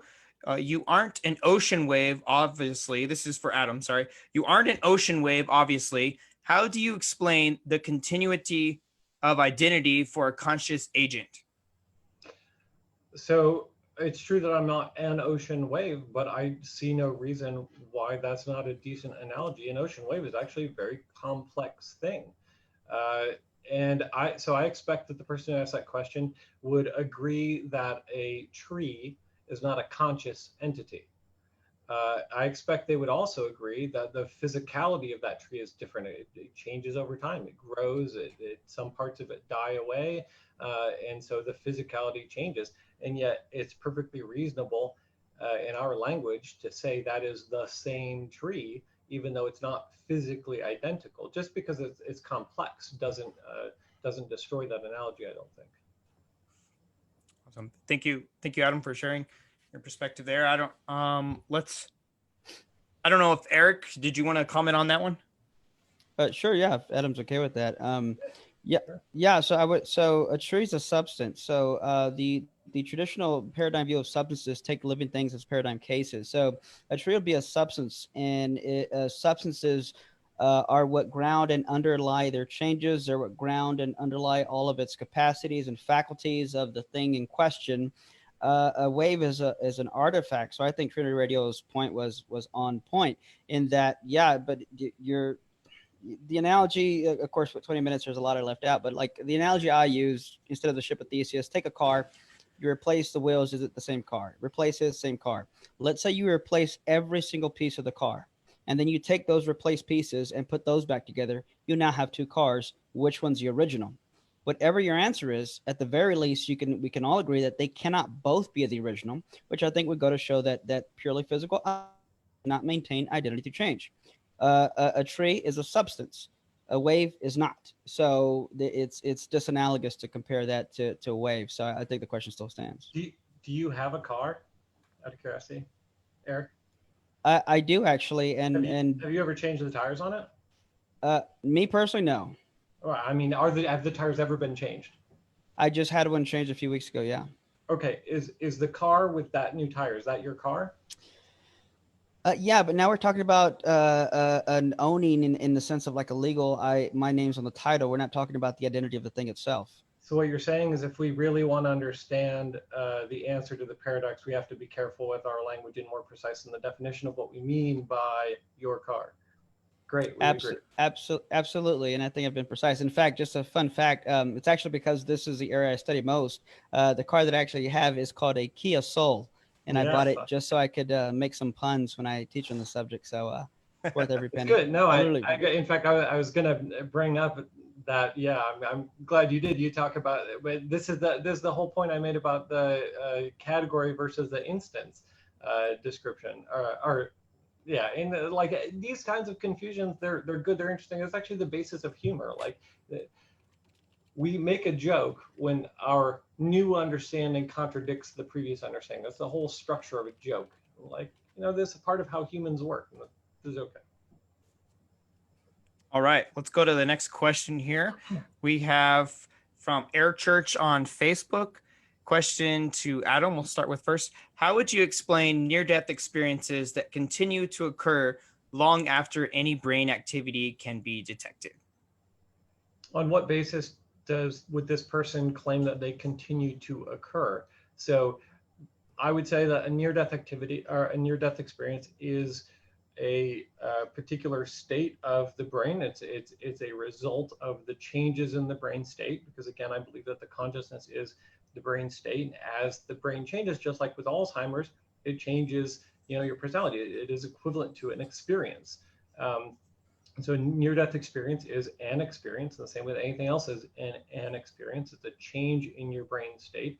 And I would say that your brain changes. And I would say that when the brain activity stops, then it stops. And then if the person comes, is revived, resuscitated, then brain activity resumes, then it resumes, and they may have memory. And the person may claim, hey, my near-death experience continued on, and I went and I saw a light and I went towards it, and I talked with my grandfather or whatever. Okay, well, fine, you can claim that maybe that's your interpretation of what happened, but I'm not convinced that there was actually some temporal aspect of it that was outside of the continuity of brain activity. All right, Eric, would you like to share your thoughts on that?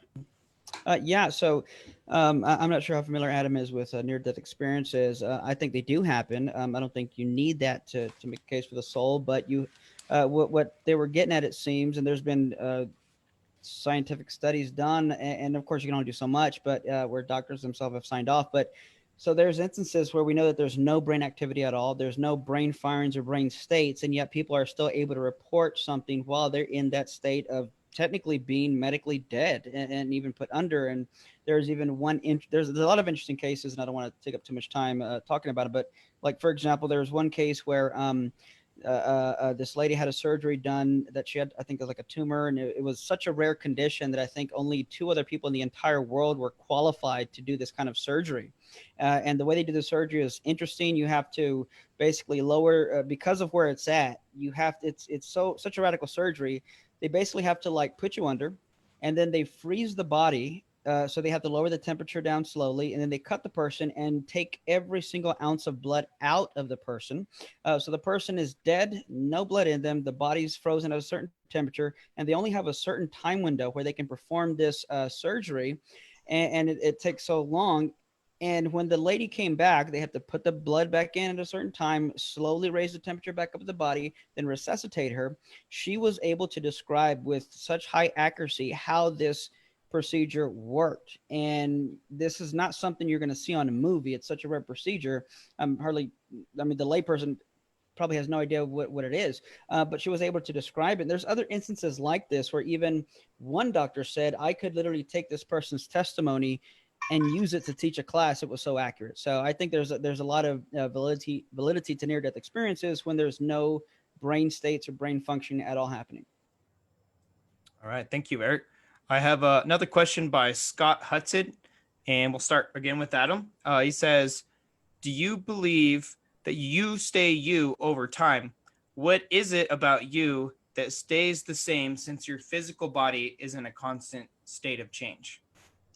Sure. So like I said, I'm comfortable with using the same pronoun to describe the continuity of an emergent phenomenon. That would include myself, my description of myself. And how I would answer, what is it that stays me? I say, well, so the brain in response to experiences makes changes. In fact, some of my recent academic work is on artificial neural networks.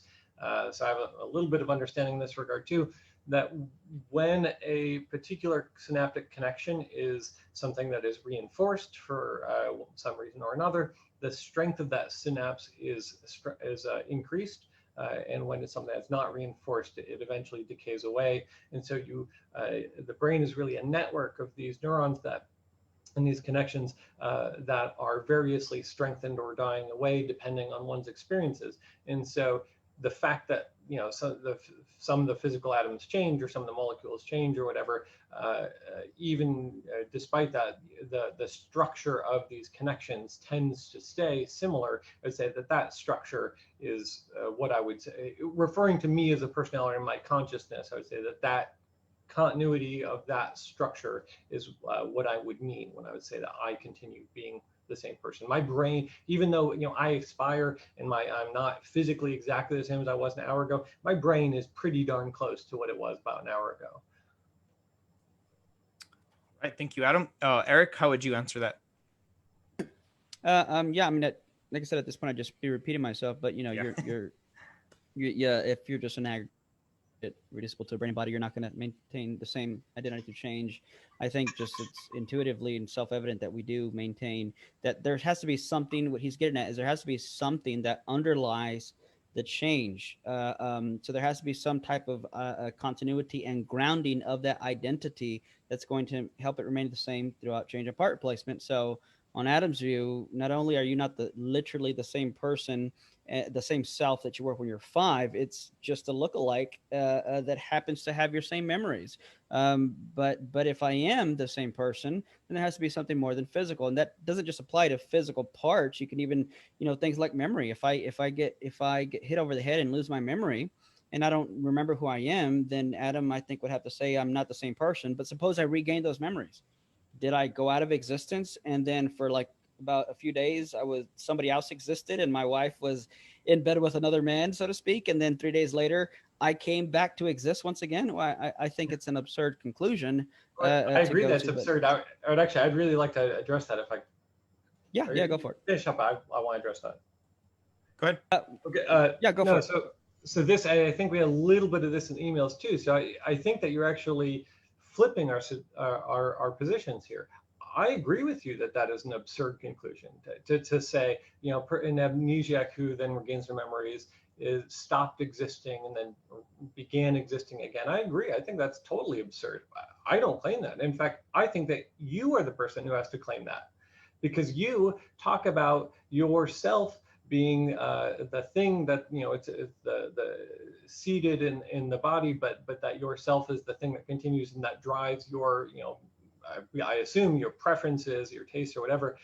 So you are the one who's then going to have to claim, well, that thing changed. All I say is that the brain has a particular state and function, and it exists, and it's similar over time, and that similarity is what I mean by the continuity. And then if some accident happened where the person loses, then there's a change in it, and then as they regain memories, the change comes back.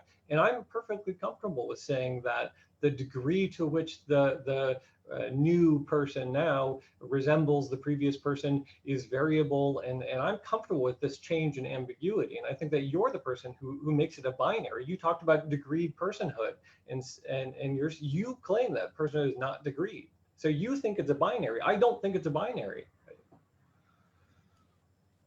Yeah, I'm not sure what you mean by binary, and I'm not trying to push back here. You're saying popping into existence and out of existence. I don't claim that it pops into existence. There is no instant in which it comes or goes. I think it is divisible and can change gradually and slowly. You, on the other hand, claim that it either is or it isn't. So you think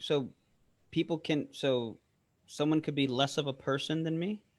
No, I'm saying that you can be less similar to yourself now than you were when you're 7. Some people are very different when they're an adult than they were when a child. Some people are very similar as an adult to how they were as a child.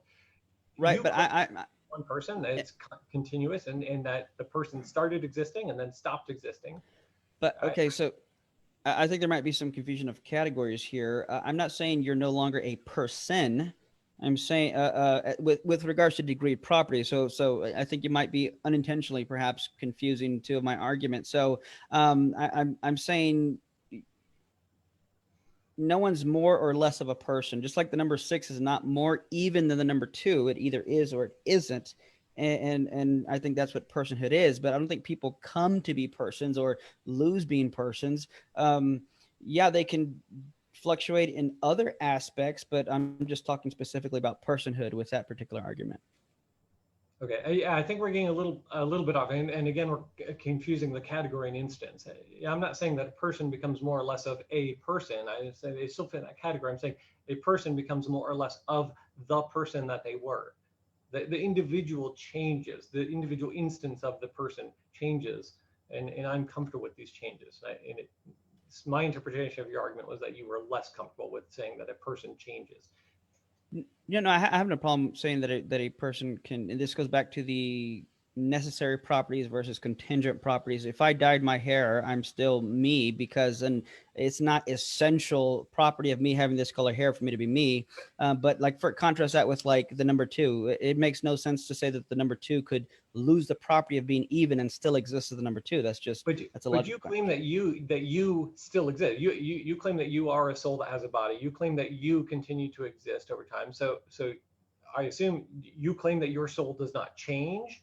Do you think that your soul is a constant thing? Does your soul change? Does it, like, how? Yeah. So this is where it gets more technically, metaphysically technical. Where what possesses states and properties? Well, I say, just for the sake of brevity, substances possess are one of the things that can possess states and properties, and a substance is not merely a collection of its properties and parts, whereas something like a pile of wood is literally just a collection of properties and parts. So I can lose and gain properties as long as these aren't essential properties, like, okay, so I can lose and gain properties, but I'm not changing because I am not reducible to merely a bundle of properties and parts.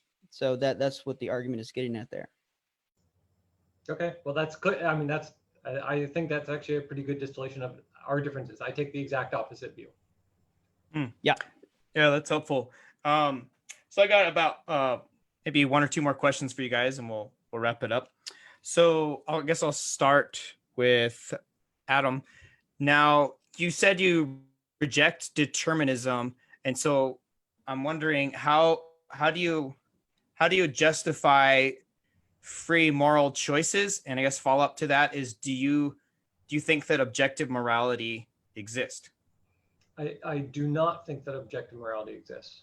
And I am honestly often surprised at how insistent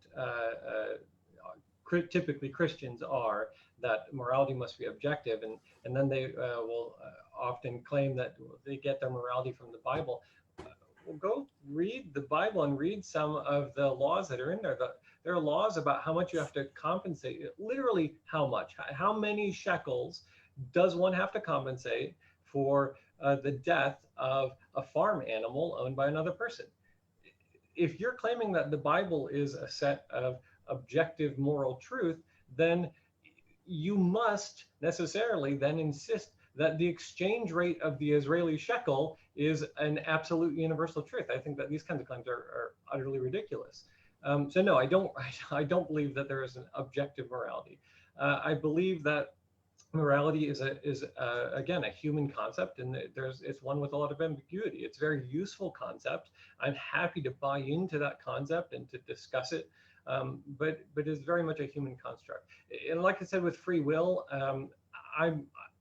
that's the kind of thing I don't really have a particularly firm opinion on. I wouldn't say that it's outside the scope of physics. In fact, I personally think that pretty much nothing is outside of the scope of physics, but that's because I'm a physicist. But I would say that free will is not something I put a whole heck of a lot of thought into and don't have a particularly strong opinion on. So as free will relates to morality, I can't give you really a particularly good answer. I'm sorry.